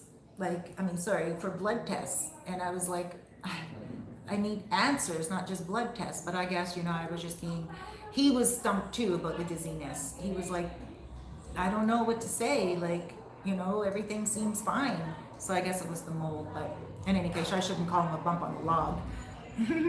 It's just that he didn't really help me. Hi, Cerise. I don't know what happened, but I hope you are okay. I just heard section in my left breast, an abscess, and I had to go for emergency surgery. And I went yesterday, and everything seems cool. I'm on meds right now, antibiotics and painkillers, and I feel good. I feel strong, and I'm in the house for a couple of days, and I feel really just fortunate to just chill and relax and have a really good day. Today I feel like going to the beach actually, for the first time in a very long time, and I'm looking at Playa Sosua, and it's so beautiful and blue today. But I'm going to stay away from the outside right now because being on antibiotics and just going through surgery and stuff, I don't want to compromise my immune system, so I'm just going to chill in the house. But I just feel like I need to get to the beach. I'm going to probably go to the beach in about 2 weeks from now after my checkup, and start doing things that I keep saying I'm going to do. I Sosua more. When I am there, it's just more to socialize. I don't go in the water enough. I can't tell you when the last time it was that I sat in one of those loungers with, a nice cold beer or a nice glass of wine and kick my feet up with some music and go into the water. The last time I was there, I was with a few people here and we were just in the water up to our neck. And I really want to do that again. I really want to get back to at least, leisure. Sosua is a great place to do that because you can go into the water and it's not as choppy as the Cabarete beach. Only one time I stepped in the Cabarete water and that was up to my knees, and I was afraid of like a dip. So I really can't speak that much on it. Sometimes Playa Sosua does get choppy and everything, but it's more of a bay. And, some coffee and my bubba, and just sit in a chair and relax. And there's a lot of music there on that beach. There's a lot of people, especially on Sundays. They come from Santiago and Santo Domingo, and there's a lot of locals. You guys know I love my Dominican people, and I love hanging with them because I learn my language. I learn the language, and I learn a lot about the culture, and I just really enjoy it. And so yeah, that's what I really want to do. I do. I want to take at least one day a week. I'm saying it now, but gosh, I don't know. Some days I just end up doing everything else. But right now, I just want to go on the beach and relax with Noche and Hero and enjoy a nice beach day. Would be nice. See some messages. Nathan B, all of those harsh fragrances are toxic, full of yes, full of chemicals, and I know, but what do you clean with? Vinegar? I know a lot of people that clean with vinegar. Jose, Cerise, how much you pay for surgery? Really good question. So the surgery itself in the doctor office was 2,500 pesos. So that's kind of like saying $50 American. And that included everything. Oh, the day before, I paid 2,000 pesos for my doctor visit. I forgot to tell you guys about that. So just to visit her, it was 2,000 pesos. And then when I went back for the operation itself, the surgery itself, it was 2,500. So altogether under $100, which I don't think you can go wrong with something like that, right? And Steve, sounds lush. Andrew Dwayne, hello. I just wanted to say that I watch your channel all the time and I can't wait to visit the DR. Andrew, oh my gosh, when you come, you let me know. I definitely can help you out because I love it here. And I think you will too. Angela, didn't you have a favorite doctor who has a clinic in Los Charamicos? Yes. He's now where I live. He's straight across from, like, as soon as I walk out, his 24-hour clinic is right there. I did a video on him. And as soon as I walk out of my apartment, he's right there on the corner. 24-hour emergency clinic in Los Charamicos. Now, it says 24 hours on the wall, and it was probably 24 hours years ago when he was younger, but he's a little bit older now, and he probably isn't 24 hours now because there's hospitals in Sosua now. For those of you guys who don't know, Los Charamicos was the first popular place in Sosua.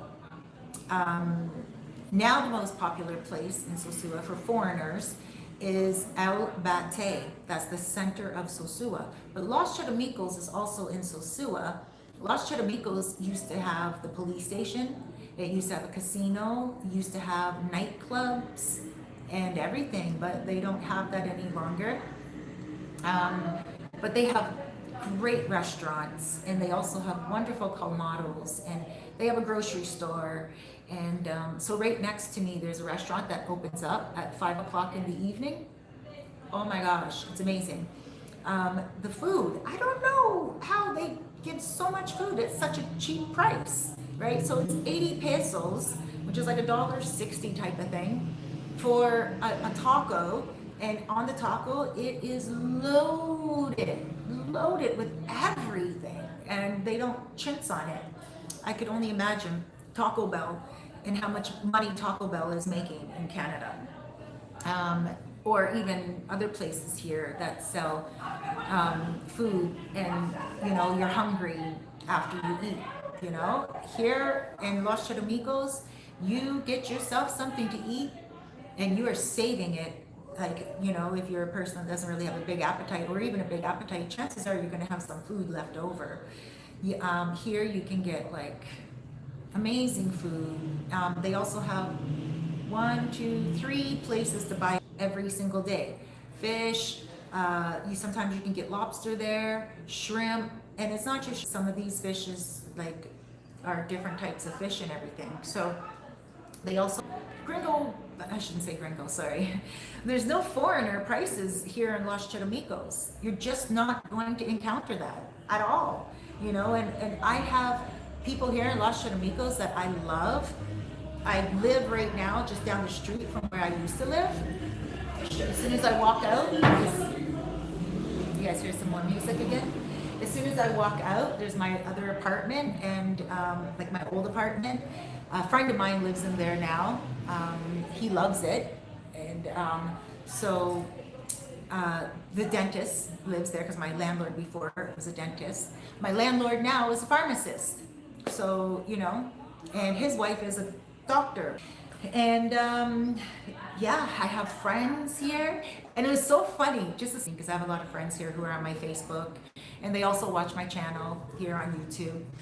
So, and not just friends, acquaintances. And so some people will add me on Facebook and they'll be like, hey, and they'll talk to me in Spanish. And they'll be like, hi, Cerise, I heard you live in Cabarete now. I'm just adding you as a friend on Facebook so we can stay in touch. And a lot of them were saying that to me. So now that I'm back, there's this one corner right here where I live. Like I said, the doctor corner, there's a colmado and a place where I buy my coffee in the morning. And there's old men that sit there right there in the corner. There's about maybe 4 of them, just a handful of them, and they sit on the corner in the morning and they drink their coffee and they talk about the news and stuff like that. So, and none of them wear masks. They're not having it. They're just chill like this, and, you know. So one of the guys, he was like, "You're back," and I'm like, "Yeah, I'm back." He's like, "Oh, and you have a new puppy." I'm like, "Yes," and he's like, "And you're living there in that apartment. It's so beautiful upstairs." And I was like, "Yes." And so Los Charamicos is my home. It is my home. I don't regret moving to Cabarete. I didn't move to Cabarete for Cabarete. I just want to make that be known. Sosua is my favorite, and Los Charamicos is my favorite. But I didn't move to Cabarete for the apartment that I moved into, because it was so beautiful overlooking the water.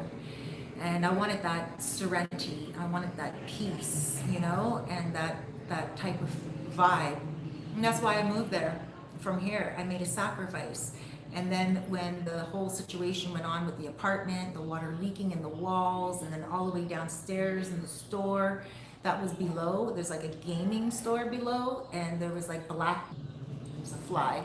There was like black mold on their walls, and I was like, and I didn't even know what mold was. So that's why, you know, and then you guys told me to run. You guys were like, Cerise, get out of the apartment immediately. I didn't in Los Charamicos, and I came back to my home, and I love it here. It's such a move to Cabarete. I wouldn't be in this apartment that is so beautiful, overlooking Playa Sosua.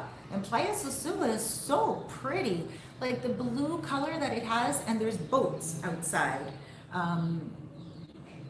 Let me see, maybe not right now, but in the morning, like it's so gorgeous. There's like blue sky, blue water, beautiful sailboats. And it's just gorgeous. And I'm like, wow, this is the scenery that I want. So I'm glad that I'm back here in Los Charamicos, and you guys, I would encourage you to also live amongst the locals. Also live amongst the locals when you come here. One thing that a lot of people will say to me when they do come here, or when they do want to come, is something they'll say they just want to be in a safe area. Okay, wait, let me read some of these. Angela, didn't you have a favorite doctor? Yes. G Blaze, good to hear that you're doing well. Thank you. Angela, I was wondering why you did not go to him but ended up going to Puerto Plata. I think that is where you said you went. Yes. Yes, I went to Puerto Plata because it is a woman's clinic, and it's specifically geared towards women, and it was my breast that was happening. So I kind of just wanted to put it in the hands of a woman specialist, right? This guy here, he knows his stuff. He's an older man. Like, I'm pretty sure a cut, an abrasion or something of that nature. My other sides, other parts of my body, I would definitely go to him. Like I went before when I had a burn from motorcycle exhaust. I went to him and I videoed the whole thing.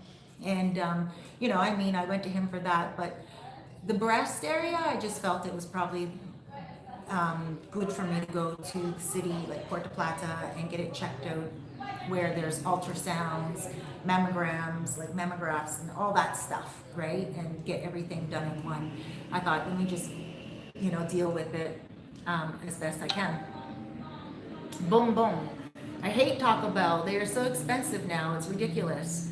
And I'm pretty sure you wouldn't be able to get a loaded taco the way you get here for $1.60, 80 pesos. And it's not overpriced here. Again, Los Charamicos, you guys, I love it here.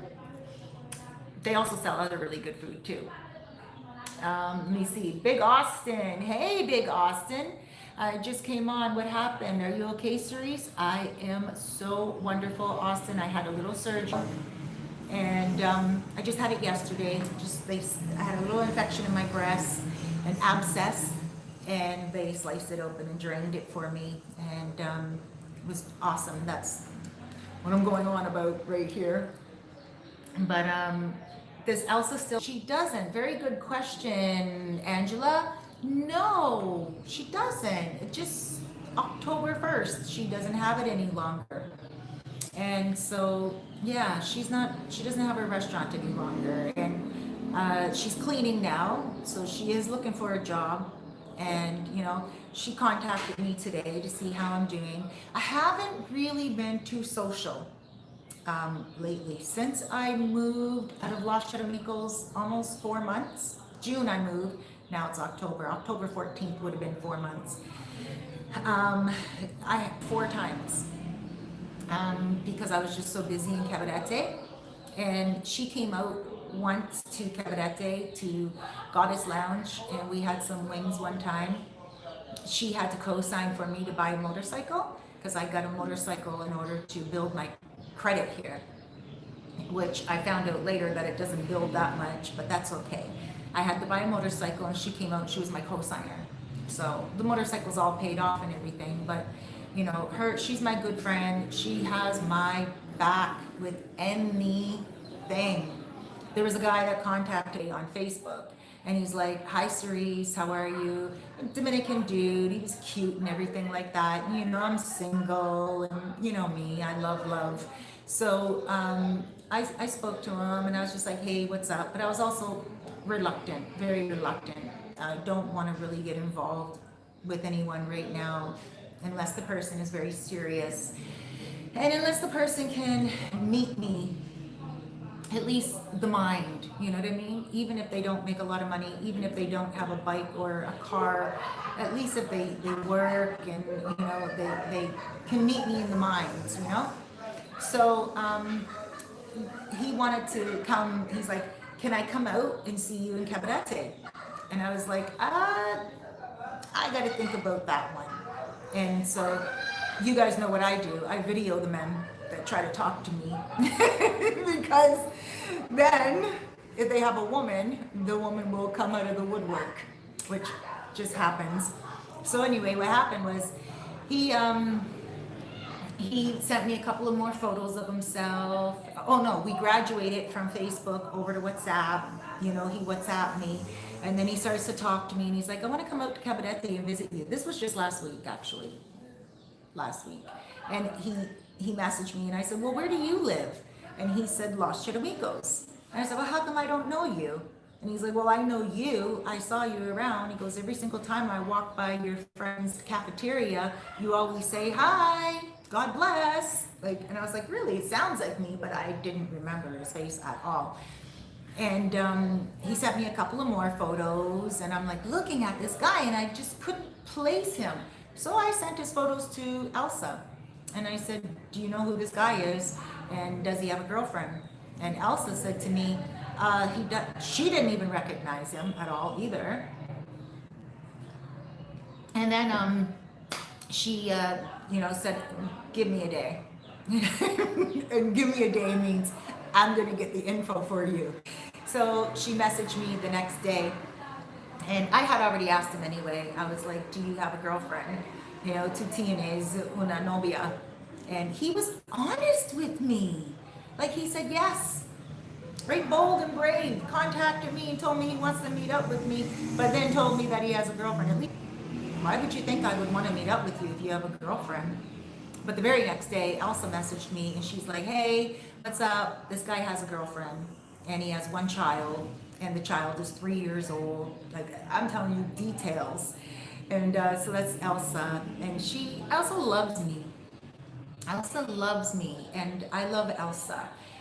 She is a good friend. Even though we don't see each other a lot, we're on WhatsApp every single day. Sometimes she knows I get really busy, and she just shouts at me, every day. She just says, "Hey Cerise, how are you?" And I get back, and I'm like, "I'm good. How are you?" She says, "Good." And I say, "Great." And then we say, "Have a good day." And then with my breast the other day, before I even went to the just to see her, the other day, last week sometime, and I told her that I had a lump in my breast and I had to get it checked out. And she said, "Okay, just think positive, pray to God, you're going to be fine. You got this." Little things like that. So I'm really looking forward to, hey, just had an idea. Maybe Elsa and I that would be nice. Her and I on the beach. We could probably even do a beach day before that. I just won't go in the water. we'll just stay underneath the umbrellas in a lounger. How about that? We'll do a live to air. I really miss her, and I think a nice live to air would be great with her. What do you guys think? And aside from all that, guys, I would say, in regards to just my personal life, relationships, and all that stuff, I'm really enjoying being single. I I really am cherishing my alone time. I'm cherishing just not having to, like, I don't know. I like waking up alone. I love sprawling out in the bed alone. Um, I love having my time to do whatever I want, and not being interrupted by somebody else's schedule. When I wake up in the morning, the first thing I do is, before I even get out of my bed, the first thing I do is grab my phone. I work from the moment I open my eyes. I grab my phone and I quickly scroll, wake up. This is how I was in Toronto as well, because I was just as busy in Toronto, with soul coaching and writing and stuff of that nature. But, I like to wake up. After I scroll my phone, I go into shop, and then I make my coffee and I make my breakfast, and then I take my shower, and then I eat my breakfast because I don't need to have everything hot. And coffee, this coffee has been sitting here. So, you know what? This has a Canada flag on it, and I don't like carrying this in the street. Like, I love the cup itself because it was a gift from Canadians, Jamaican Canadians, and I appreciate the gift itself, but they bought it for me, I guess, as a memory of Canada, but I don't think they realized that this, I don't need one. I also had another visitor that came here, and she brought me Canadian flags for my friends here, my Dominican friends, like they're gonna wave the flags in the street. She brought me Canadian flags. She brought me like just a whole bunch of Canadian paraphernalia, and I was like, I don't need this, but I appreciate it.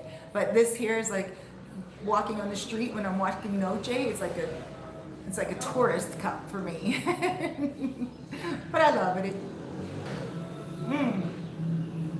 So yeah, my schedule, I like waking up, and then I make some notes after I eat my breakfast and drink my coffee. I make some notes throughout the day, and then I get moving and grooving. But when there's somebody else in my life and they are like just chilling with me all day long, they interrupt my flow, or like, for instance, I like to write and I like to focus on what I'm writing. And I had someone that I was dating for a while ago, and like I would be in the middle of writing, and every single time he would interrupt me with questions that were so unimportant, to the point where I would snap at him, and I'd be like, please, let me just write. When I'm done writing, I'll let you know I can talk. And he was like, okay. But then he wouldn't listen, and then he would cut me off again, and I'd be like, oh, please. You guys don't know, I am a writer, right? Or I write like inspirational quotes on my Instagram, and those are all coming from my head. They're my own intellectual property. So it's not like I'm just copying a quote off the internet and sharing it. So I'm in the middle of thought. As a soul coach, I write spiritual quotes. And so like he was, is something where I'm like, past that now. That can't keep up with me. Like in regards to being honest and being like everything else, like I need right now in my life healing, and I need to focus on my writing. And my dogs, I have my dogs, like, Hero now, he's going through that training stage where that takes a lot too, so I just really want to focus on me right now. And I think for the last 2 years, getting to know the new me, and getting to know my new home here, and learning language, and every day it's a learning lesson, and it's like being a baby sometimes, and now I feel like I've done my growing, I'm in the street here in Los Charamicos, and I know everybody. I know my neighbors. My neighbors know me. Some of them know me even more than I know them. Some of them are watching right now or will watch this, and some of them don't even understand English. One woman on my post today on Facebook, she lives down the street here. She top up our cell phones and everything, and she doesn't speak English, but she saw on my post my breast, what's going on, and I answered her in Spanish. So, I'll probably see her in the next couple of days and stuff like that, and she'll let people hear neighborhood, and people know a lot. And so I'm pretty sure right now everyone on my street knows I had surgery, because today when I went out for a coffee, I mentioned to someone, I was like, oh, okay, I'm just gonna go upstairs, I'm relaxing for the day. I had a little procedure, and they said to me, oh yeah, I heard, my wife told me. And I was like, oh, your wife told you? Okay. And I love that. Like, they will be taking care of me. That's just how this is here. And if I need anything, all I have to do is just contact Gustavo or Elsa. If I need anything, or my landlord, or anybody who I work with, any of the landlords. I have such a great network system going on here. Not any of the landlords, I'm talking about the Dominican landlords that I work with, and the foreigner landlords.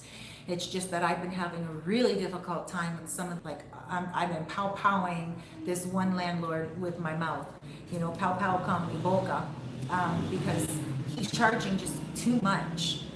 The other day, I was in Plan B with a viewer, shouts out Keith. And Keith and I were sitting there, and we're chit-chatting and talking, and a foreigner who owns a place in Casa Linda, he came over and he's like, oh, hey, Cerise, what's going on? How you doing? And I had this pulled out, and I was about to show Keith, like, what was going on with me. And when that foreigner came over and he's like, what's going on? Blah, blah, blah. I put this away, and he's like, are you okay? Because he knows the hospital, I guess. And he's like, are you okay? And I'm like, oh yeah, everything's good. Right? And then he's like, okay. And I'm like, how is everything with you? How's Casa Linda? I can rent it out for you now if you can lower your prices. And he's like, no way. It's gotta be high. And I said, why do the prices have to be high? And he's like, well, look how much money he lost during the pandemic. Could you believe that? He wants to, let me see if there's anything here. Boom, boom. Yes, socially distant. Boom, boom. Just kidding. You're not alone. You got your doggies. I do have my doggies. Boom, boom. Cerise, they call that the hookup society. Boom, boom. When people just want to get together when they want, but they, boom, boom. Hey, Mr. T is intellectual and he's single. Mr. T and I are like siblings. He's like, I'm his sister from another mister, and he's my brother from another mother. But we're cool, we're friends, and he has his private life going on. So, he's an intellectual guy, he's really smart.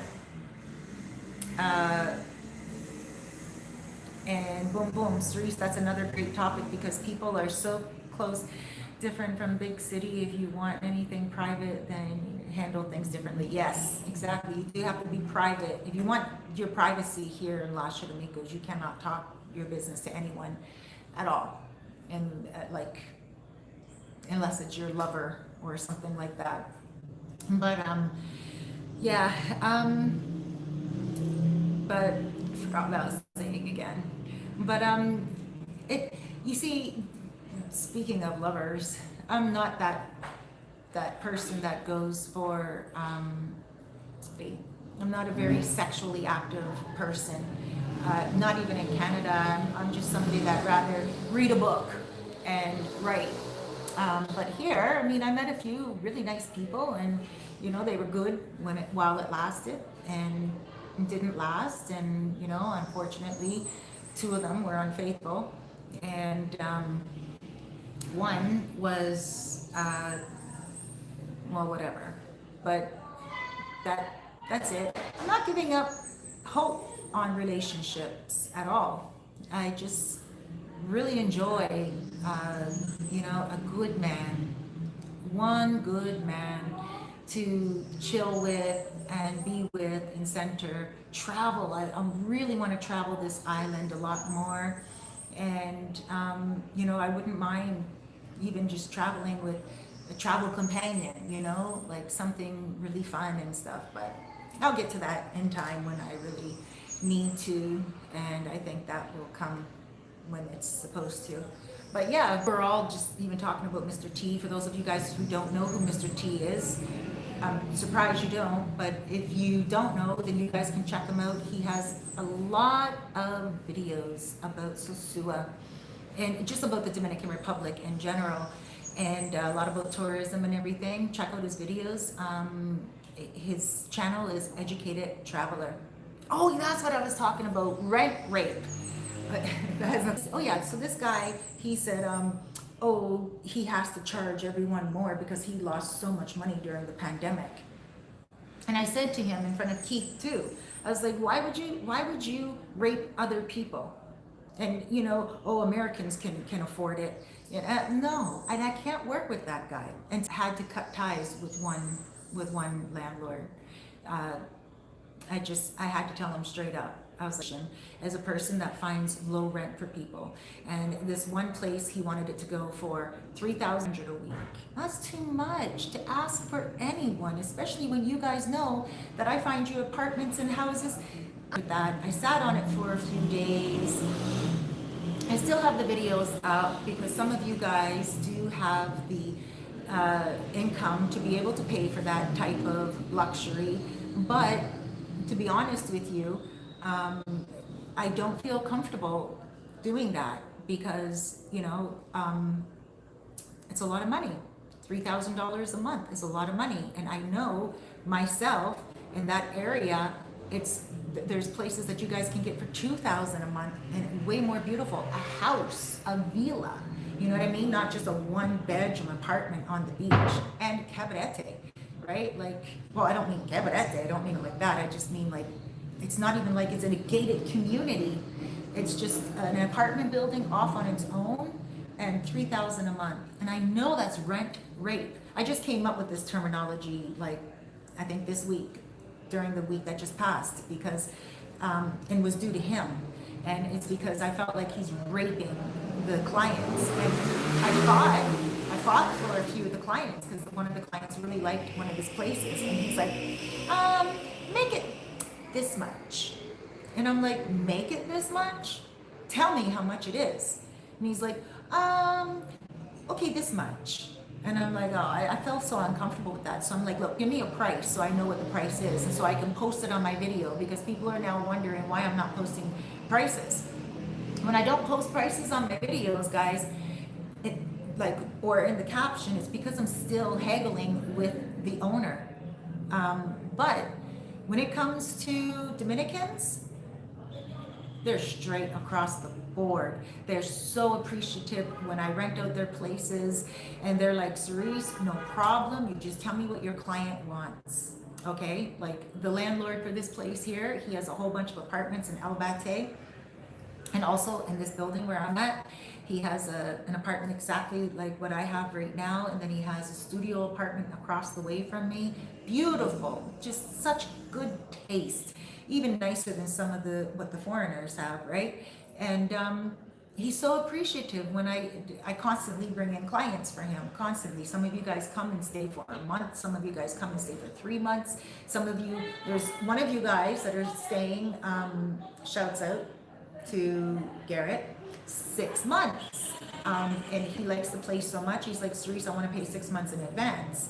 And I was like, are you sure you want to do that? He's like, yep, of course. I love this place. So he's staying in El Bate, and he paid 6 months in advance. And you know what? The landlords are amazing.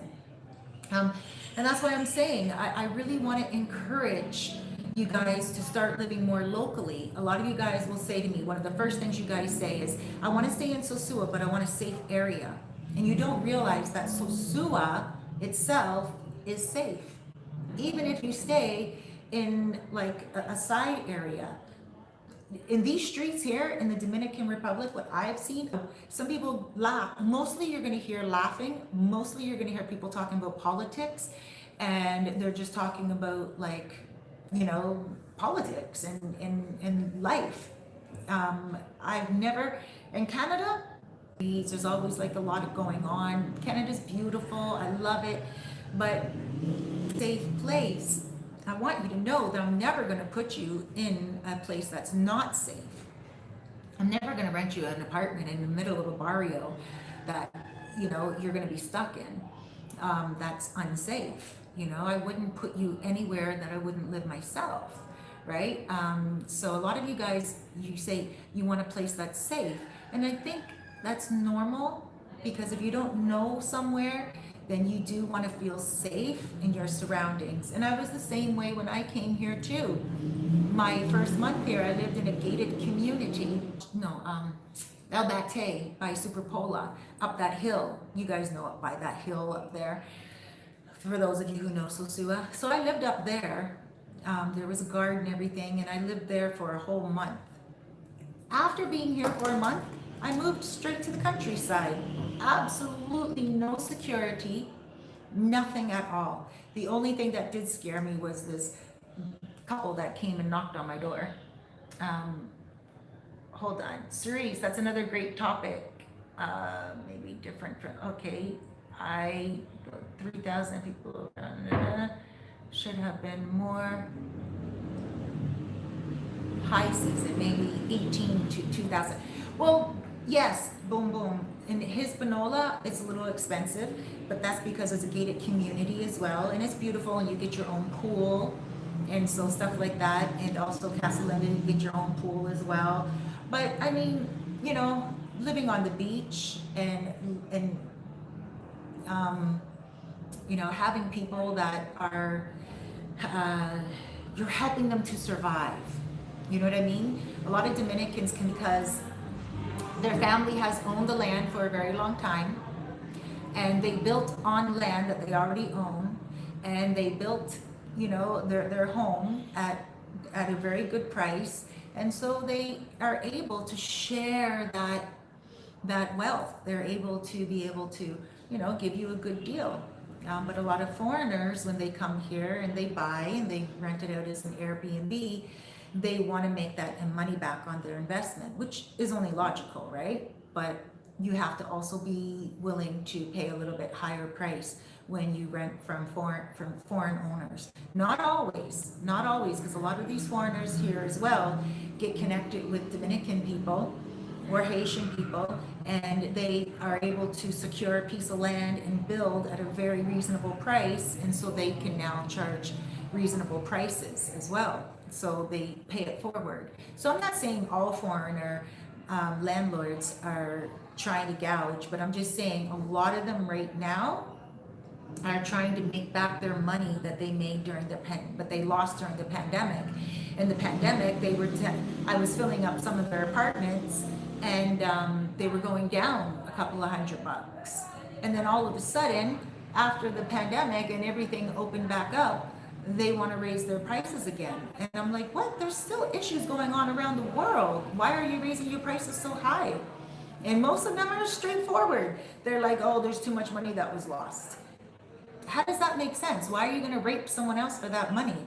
Like, deal with your investment, take your loss, and charge a nickel instead of a dime, because more nickels add up, right? 5 cents, 5 cents, 5 cents. You get a whole bunch of them and you got your money. But just 10 cents, you might get it staggered, right? So, words right now to try to get them to understand that, but they're just not getting it. And, you know, some of them are, like I said, some of them are, and there are a lot of places where they didn't raise their rent. Some of them lowered their rent, and if anything, they went back up to what the price was before the pandemic. Not expensive anyway to begin with. But I would say with you guys, it would be my joy to get you guys in an apartment where you have a Dominican landlord, and a good one, like, you know, because there's crazy landlords all around the world. There's not just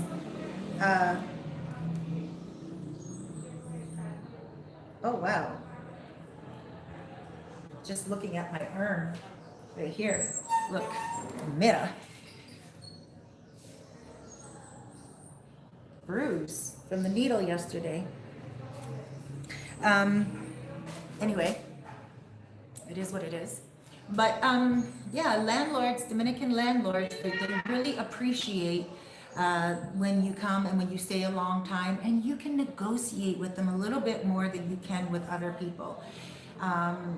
It's just a given. So if you guys are looking to like really come and be in a safe area, and you want to live with the locals, and you do speak a little Spanish, or you want to learn Spanish, and you want to, be with yourself in center, let me know, because it would be my pleasure to hook you up with a great landlord here.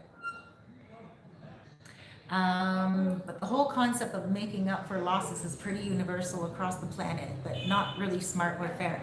Really, they boom boom. So you're finding that things are expensive again? People are trying to make back their money from the pandemic?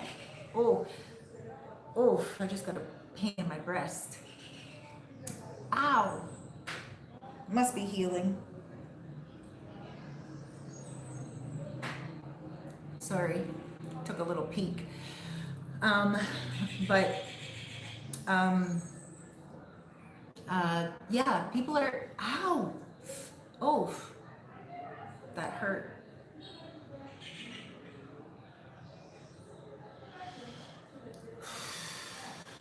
Wow, that hurt.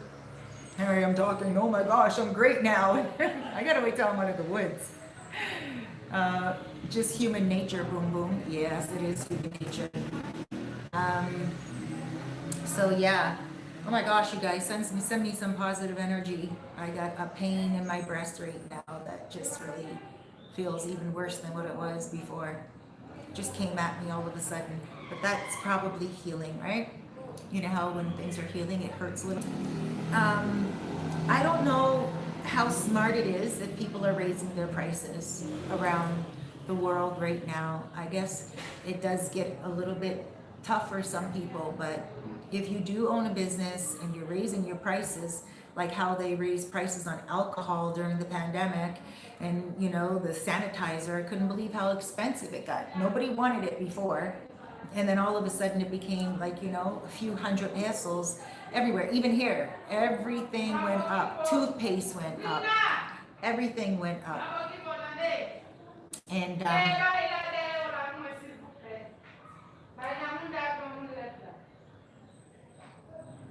French. That was French. It's a Haitian woman next door. She was speaking French, or maybe Creole. I heard her say s'il vous plaît, which is please in French. Boom boom. We love you, Cerise. Boom boom. And face masks. Yeah, face masks went up as well. Well, the face masks here are really cheap, very inexpensive, because it became a new business here. And the Dominicans and Haitians, they just started to sew up everything. It was amazing, and I got different face masks for every outfit. I don't like the face masks now. They get on my nerves. I have a whole bunch of them, and I do wear them, obviously, when I'm out and about. I'm trying to think right now to buy my coffee, and I don't see anyone really here in the streets wearing them, like in the private sector of residential area. But once you get into the hospital, or once you're in Bate, you do see people wearing the masks and everything like that. And yeah, so here they were pretty cheap. You could get them for 100 pesos with like just different designs. Like there's a lot of them have like the Joker, some of them have the Incredible Hulk, and some of them just have like big lips, and it looks so cool actually when they're wearing the masks. It's like, oh, it looks like it is really a part of their face. It looks so cool. But yeah, I just find that I don't think prices should be raised like that, really. I think things are so expensive. The housing market in Canada is so expensive. I don't know how it hasn't crashed yet. My prediction is that there will be a housing crash. The market will somehow have to Rent is so expensive. People are paying $2,000 a month, $1,200, $1,500 for some really, really tiny apartments in Toronto. And it's really interesting how some people are just working to pay their rent, you know? And they have good jobs, and they, you know, but they can't commute. The world itself is going to go through a change with the numbers going up again, with coronavirus going through its second wave. I think things are going to change again as well, you know, hopefully for the positive. Stargazer, thank you, Cerise. You're awesome. I hope to meet you one day soon. Stargazer, I would love to meet you. And I love your name, Stargazer. A lot of you guys come here and we get to meet up and stuff like that. And, you know, but if you ever see me in the street, hail me up, call me out. Hey, Cerise, you know, the other day and I forget sometimes, like when someone calls me, because they'll just call me by my name and I'll be like, but the other day I was outside of Puerto and I was going to Caribbean Express to get a deposit for a landlord. And the guy said, Cerise! And he scared me. And I turned around and I looked at him and I'm like, yes. And he's like, I watch your channel. I just want to say when I'm ready for my long-term apartment, I'm going to be coming to you. And I was like, oh, okay. And so, you know, but I do love it. I love when you guys hail me up. I love when I'm in the street and you guys come up to me, whether it's in the grocery store, whether it's on the beach or colmado, or even just if I'm parked, like if I'm at a light motor concho, you guys wave at me. You know, the channel, the YouTube channel is getting out to people and you guys are enjoying the information and it's helpful for you to also come here and have a good standard of living.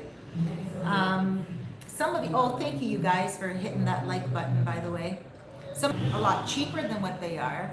And there's one guy that I've been going back and forth with on WhatsApp for about 2 days now. And there's a house in La Mulata and it has its own pool. It's a beautiful property and it's a 2-bedroom.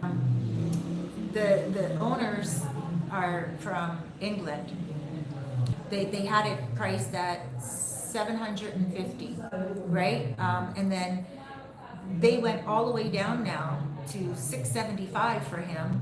And then he came back at me and he's like $600 or nothing type of thing. And I'm like, wow, like you're rent raping this person. So there has to be some type of a medium. If there's a pool, okay, you know you're gonna have to be paying a little bit more. It's in a gated community, you're gonna have to pay a little bit more. And not only that, it's a huge, you know, and so some of you, not all of you, but some of you think that you're going to get some, and it just tells me that you don't know, or maybe you're getting mixed information. He came back at me and his apartments are cheaper. Yes, that's in Santiago. Santiago is not Sosua. Santiago is more city. Santiago is not a tourist type of place necessarily. They do have a lot of tourists there, but more expats. Here in Sosua, especially on this beach over here, it's a lot of visitors. It's not just expats. There's people who come that stay for 2 weeks or whatever in a regular apartment. So yes, there is going to be a little bit more of a price increase. And so this guy here is going back and forth and he's like 600, tell them 600. And I said, I won't. I'm not going to tell them 600. They already went down a lot. I'll tell them 625 from 675. But I also have to look out for the landlords too, you know. And he's like, okay, thank you for all you're doing. And I said, thank you. And he wasn't rude or mean, but he doesn't realize that I have 2 other people interested in that place. One guy is interested in it and he offered $800 a month for it because he wants to fix it up. He does maintenance and building and everything, and he wants to fix it up, add furniture, and rent it out to some of you guys at at 2,000 American dollars a month, right? That's up to him. And he asked me to rent it out for him if he makes it like, you know, just the most luxury boutique type of villa. And I definitely will do that. A lot of you guys do that with me. You guys will rent one of the places that I have for really cheap, and then you guys fix it up I'm not going to say who, I'm not going to say where it's at, but you guys fix it up and then you still rent it at the cheap price, and then you rent it out to other people at a more expensive price.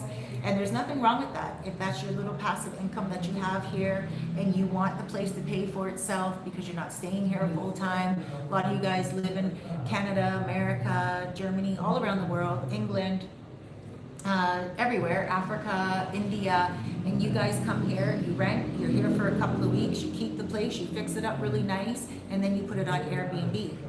And you guys sometimes get me to rent it out for you as well, and I have no problem with that.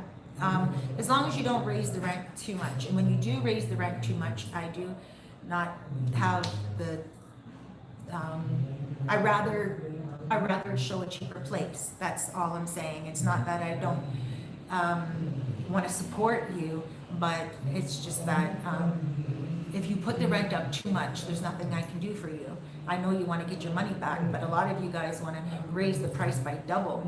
And you can do that if you're renting it out on Airbnb, especially if you're renting it by the day with daily rates, right? That's where it gets more expensive. But when there's monthly rates, not necessarily. You don't want to get too much into that. You know, my best advice is if you're going to sublease a place, you can make money on it. There's no doubt about it. You can make money on it, but you don't want to rent rate either. You know what I mean? Especially if you get a place from me for like, let's say $300 a month, and it's clear that you can get, like, it's clear that you would pay $500 a month. Then look at what you would pay for it, the most you would pay for it each month, and then charge that. Don't be like, oh, I would pay $500 for it, so I'll rent it out at $7. Don't do that. And a lot of you guys ask me straight up, you're like, okay, Cerise, I'm going to rent this, and I'm going to rent it out. I'm going to sublease it. How much do you think I can do it for? And I'll be honest with you. I'll be honest with you, a daily rate, monthly, weekly rate, but monthly rate, all of a sudden I go down, and you got $545 a day, and then when you get to the month, you're not going over $500-600. If it's not a luxury place, no, it's not really fair. And monthly should be cheaper because it's like buying in wholesale, right? You are promised a tenant for a whole entire month. And again, it's that whole fast nickel as opposed to a slow dime. You know what I mean? So a lot of you guys too, the other day, someone did not take my advice. And there's no way I can rent this place out for a month. You know, there's just no way. He wants way too much for it. And in the same complex, in the same building, people are renting it out $150 cheaper. And I told him that too. I'm like, there's other foreigners that own places here, and they're not renting it out that expensive. And he's like, okay, well, that's all right.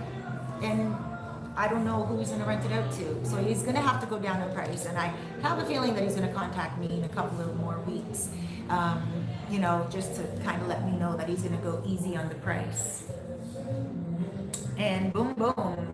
Thanks for keeping it real and great values for us on the rentals. You're welcome. I try. And thank you for contacting me today, this morning. Boom, boom. But I can totally see how price gouging happens enough that will or can, yes, change the whole DR experience and change the economy for the worse. Absolutely, absolutely. And I know of somebody doing that in Puerto Plata because I was going to work with them. And I kind of was working with them before, like about a year ago.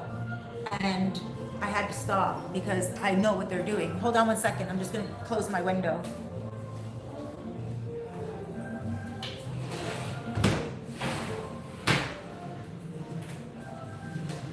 They're playing some music now.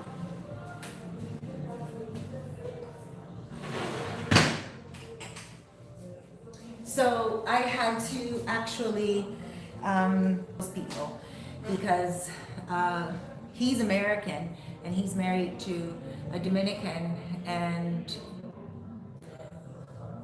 I just couldn't understand why they were charging so much for places in Puerto Plata. And now Puerto Plata is getting very expensive. And I don't want to say it's because of them, but I'm going to say that I think that is part of the influence. Puerto Plata is a nice house with a pool for like 500 a month, you know, something like that. Now the prices are going up. So, you know, I have a feeling it has something to do with the foreigners coming here and buying and renting out a lot cheaper. I mean, sorry, a lot more expensive. And I get it. I get the fact that they are living off real estate and that's what they have made their life about, and that's totally fine.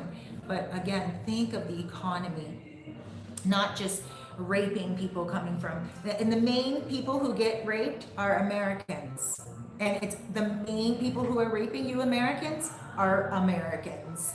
Like, it is just boggles my mind how they're like, Americans can, but you're not coming here to pay more. You're coming here to afford more. You guys have a really good income, and you'll contact me and you'll be like, you want an apartment, and I'll get you that apartment.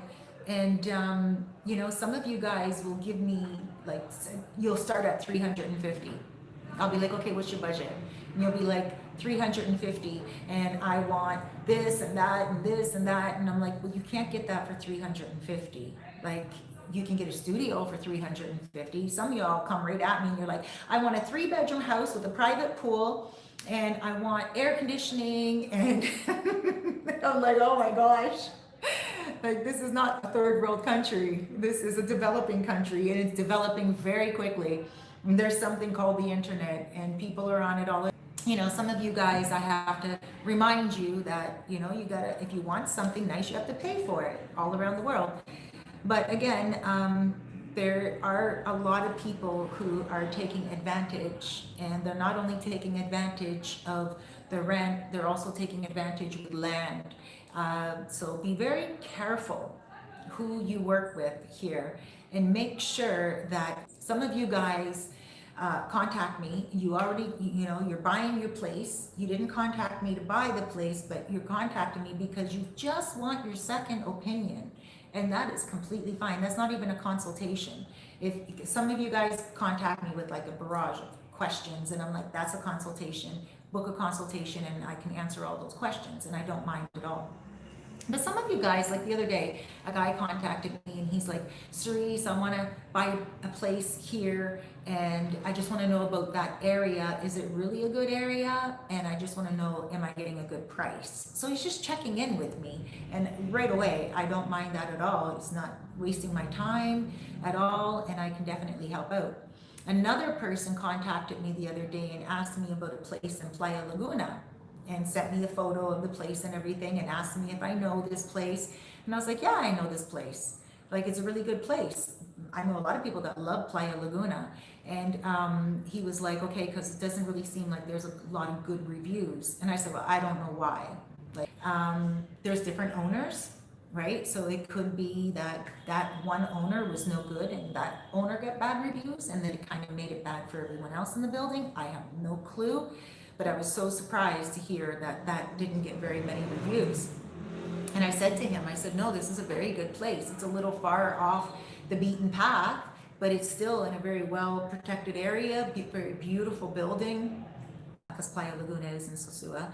The only pool that I know that it's a saltwater pool, I think it is.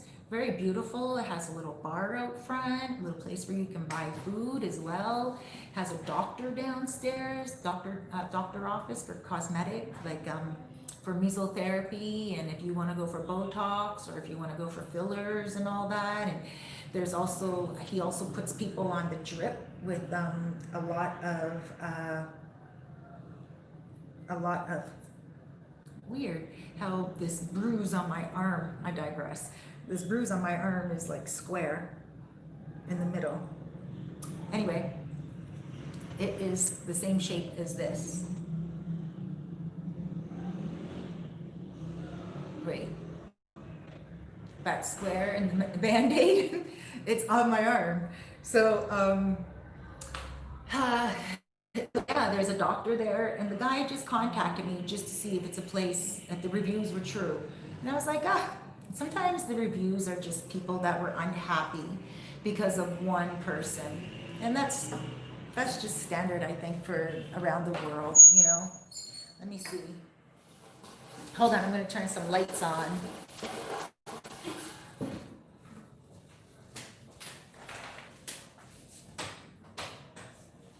How's that? Now I'm going to turn it, you guys around. There we go. Let's hope it doesn't get all shaky. So, yeah, so I would say when it comes to rent, guys, lots of things are changing around the world, and also lots changing here. When you guys let me know what your budget is, please don't think that I'm going to get you a place and go by your budget. Some people are like, why do you want to know my budget?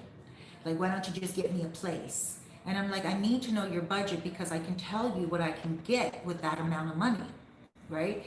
It's not that I'm trying to say, okay, your budget's 600. All right, here's a place for 300, and then, you know, give the landlord 600 bucks. I would never do that. I just want to know, you know, and being with the experience that I have right now, I just want to know, you tell me your budget's 350, tell me where you want to go, and I will tell you what you can get with that budget. But really, if your budget is 700 a month and you are not looking for luxury and you're looking for something, you know, comfortable and everything, I'm not going to say, okay, this is 700. I would never do that. It's my pleasure to say to you, okay, this one's 500. You know, it's my pleasure to come at you and give you something that's like so much cheaper. And a lot of you guys know that, right? But a lot of you guys also feel that coming here and, you know, being in a residential area first is what you want to do. And I would say, why not? You know, I did the same thing. So if Casa Linda and Hispaniola is where you want to be because you want to be around expats and you want to be in a gated community with a gun and a guard and a private pool and all that stuff, then do it. Like, why not? If you can afford it, you know? But some of you have a tight budget and you might have to sacrifice a few things. Now, you can sometimes get a pool in a gated community and everything like that for 400 bucks a month, a one bedroom, but it might be a little old, you know, like a place that I stayed in for a few months in November last year, December and January. I stayed right on near Pedro Posante, and it was 400 bucks a month. They have now gone down 50 bucks. They are Dominican. Now the apartment inside is a little bit dated. Only the windows. They're blue shutters, wooden shutters, but that's okay. Like, I liked it. And I put my own furniture in there. I had my own furniture at the time. So I put my own furniture in there. And you guys can do that too. You can come here, rent something out, 350 conditioner. Last year it was 450 with air conditioner, and it was 400 without air conditioner. And I had my apartment without air conditioner. But now those apartments without air conditioner are going for 350, and the air conditioner ones are going for 400. Again, they're dated. I loved the complex itself because there was, I think, 8 apartments, and a lot of expats they love those apartments. It's close to everything. So if you are like in a gated community, like gated building, and close to everything, it's only a 10-minute walk away from Playa Sosua, and it has a pool, like I said, and you're looking for that, then yeah, you know, and you're humble enough, then I would say go for that. But if you can go for like a little bit, like 500 bucks a month, 600 bucks a month, you can get something a little bit more modern. A lot of these places sometimes they don't look good because the furniture is dated. I don't know who it was. Someone contacted me the other day. I forget who it was. And they said to me, Cerise, these places need to be modernized.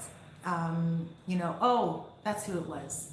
Oh, Henry, things need to be modernized. He says, Cerise, a lot of these apartments, the reason why they don't look good is because they have that old Caribbean tropical furniture of wicker and stuff of that nature, and it's just not modern. And all they have to do, all the landlords has to do is just, you know, top up the furniture a little bit, and it will look completely. If you don't like the furniture and you're coming for a really long time, then my suggestion is buy your own furniture or rent to own and then sell it when you're leaving to another foreigner. Fire and the other half flooded. People are fleeing if they can. Ooh, yes, very good point. Kevin, would rather work through you to make sure process is smooth. Budget of 750. Kevin, 750 is a really good budget. If you're it's a really good budget if you're looking for a gated community. Even with 750 in Cabarete, oh my gosh, 750, I can get you a really nice place, Cabarete or Sosua. Really, really nice. I think you would really like it. You just tell me what, let me see. Stargazer question, when you say monthly, is it possible to rent at a monthly price for just 1 month? Preferably walking distance to the beach. Okay, a 2-bedroom, depends on what you're looking for. If you want top, like you want air conditioning and everything like that, it's possible right now to get you something at 550. Beautiful 1-bedroom, modern, and you can get that at 5 night. And then of course you have to pay for your own electricity, but that's not going to be expensive if you don't leave the air conditioner running, and you can walk to the beach. 750 is a very good price for you. Now, if you want a 2-bedroom, probably starting to get up in that range of 650, you know, 7, if you want something really, really nice. But if you're a single person and you're coming to just, you know, really enjoy life, and you don't really need a lot, you can get something at like 500, pretty and cute and modern.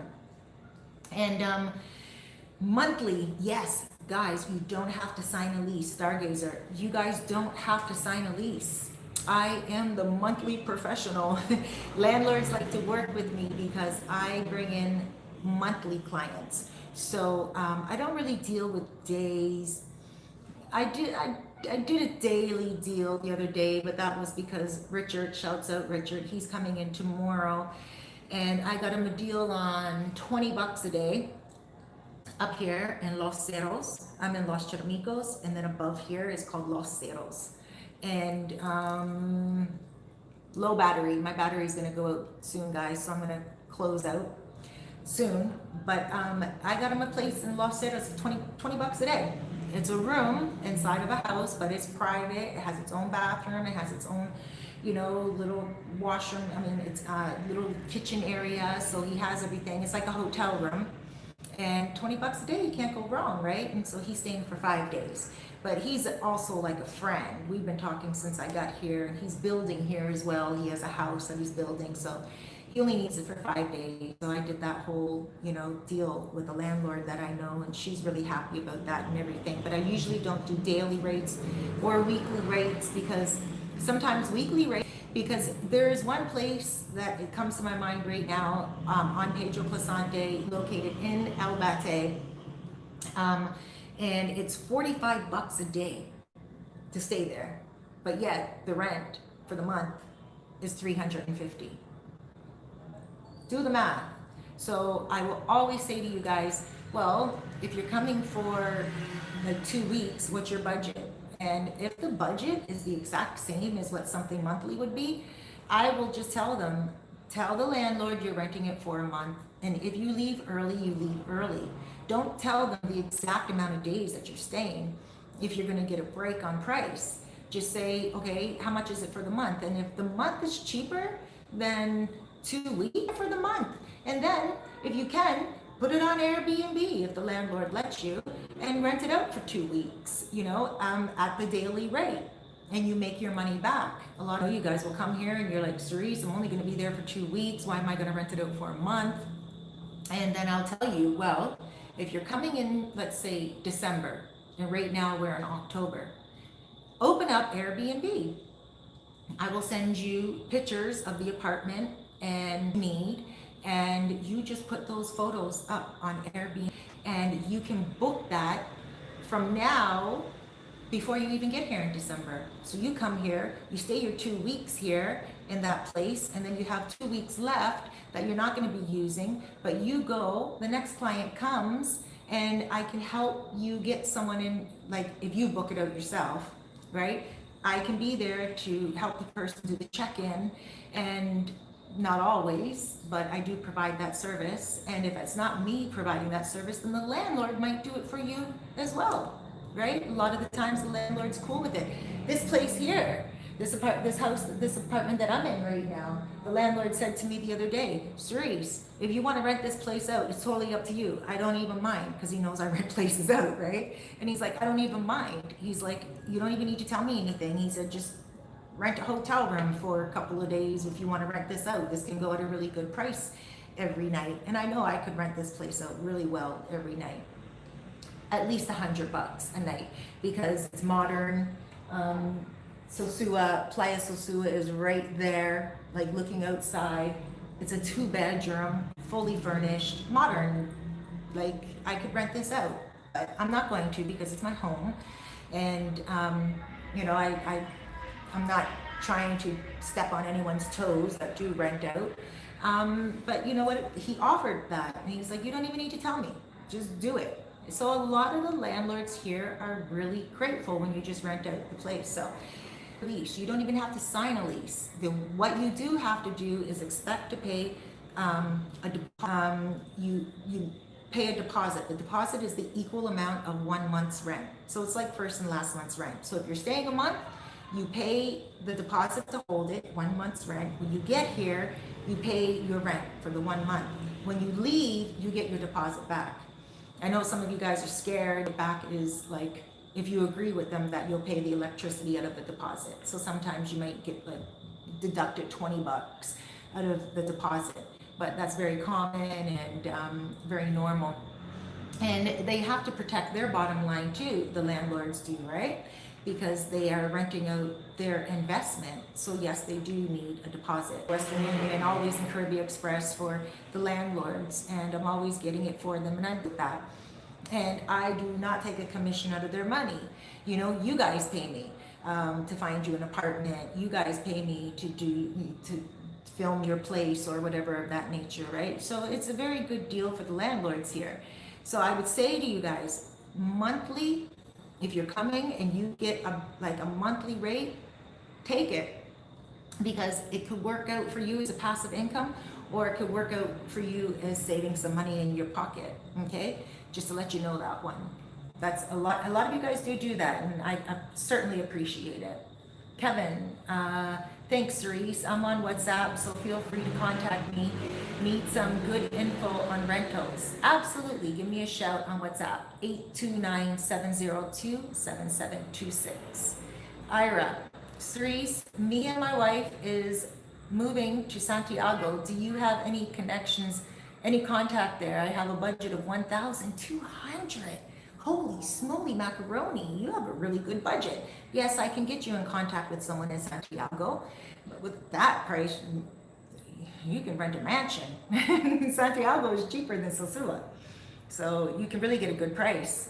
Cedric, but what I'm hearing so far is invaluable information. Valuable information, thank you.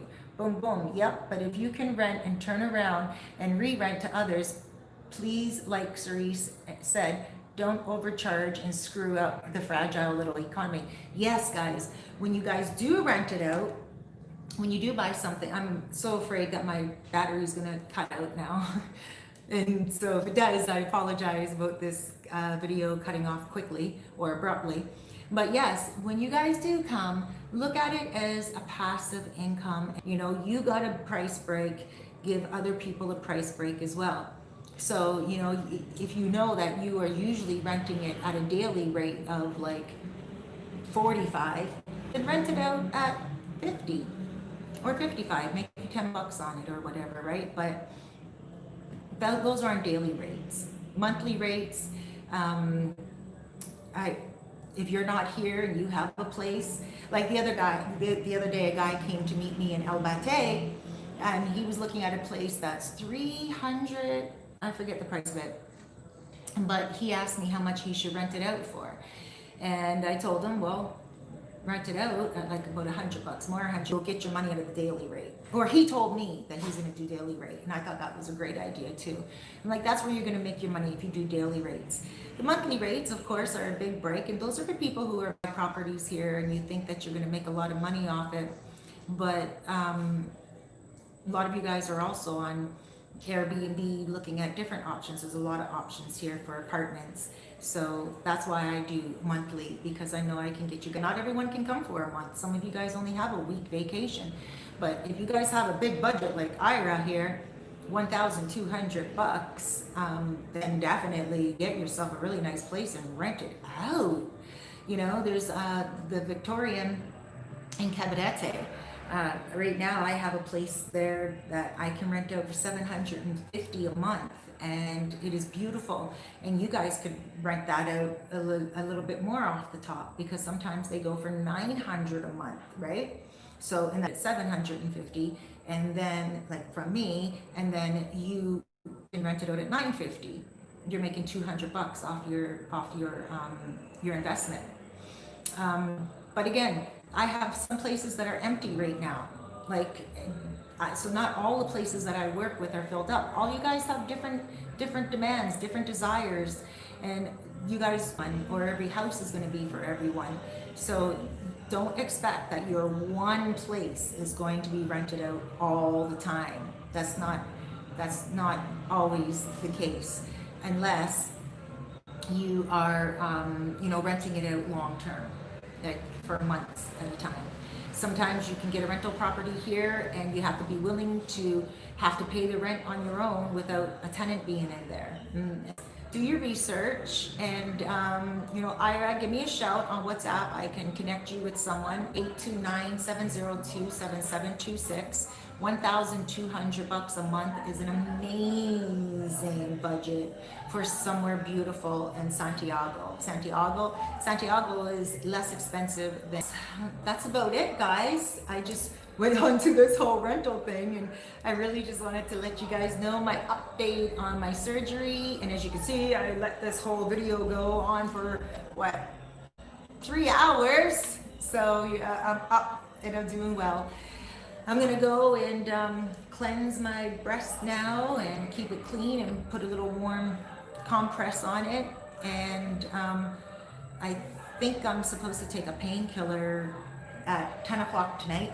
So I take 2 a day, but that little pain that I was feeling earlier while I was here, it's gone. It was just like a shock, and it seems like the pain's gone now. So positive energy for me, guys, and positive energy back to you guys who are also healing right now, maybe from a surgery or healing from hurt in your heart. Maybe you want to send beautiful positive energy to you. Thank you so much for joining me right now. Thank you for letting me into your so much for all your love. I really appreciate it. I can't even express to you how your support is amazing.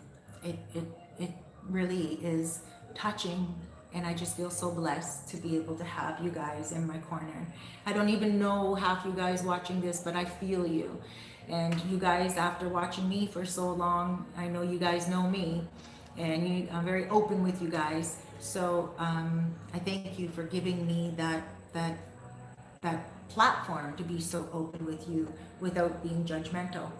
After all, I just showed you pictures of my breasts. So, well, not really, but really. So that's it. I'm going to give you guys the update when I get my results back about my blood tests, and also the culture on the bacteria, and anything changes, I'll let you guys know for sure. Look out for story time. It's coming up. I'm going to do it tonight, and it might take a little while to upload. It might be up later tonight, or maybe tomorrow morning. I love you guys so much. Mwah. You're amazing. Stay amazing. Oh, wait. You guys know me. I'm always like, oh, wait. There's a couple of more messages. Boom, boom. Yep. But if you rent and turn it around and re-rent to others, right? Please show your contact information. Maybe Haiti. Oh, I want to go to Haiti as well. Kevin, look forward to working with you. I feel very comfortable with you. Thank you, Kevin. And boom, boom. Have a great, relaxing rest of the day, Cerise. Thank you so much, sweetheart. And Cedric, speedy recovery. Kevin, your kind, whoops, your kind words are a blessing. God heals you. Oh, thank you. You guys, thank you. All right, let's end with that one. Okay, again, mwah, huge.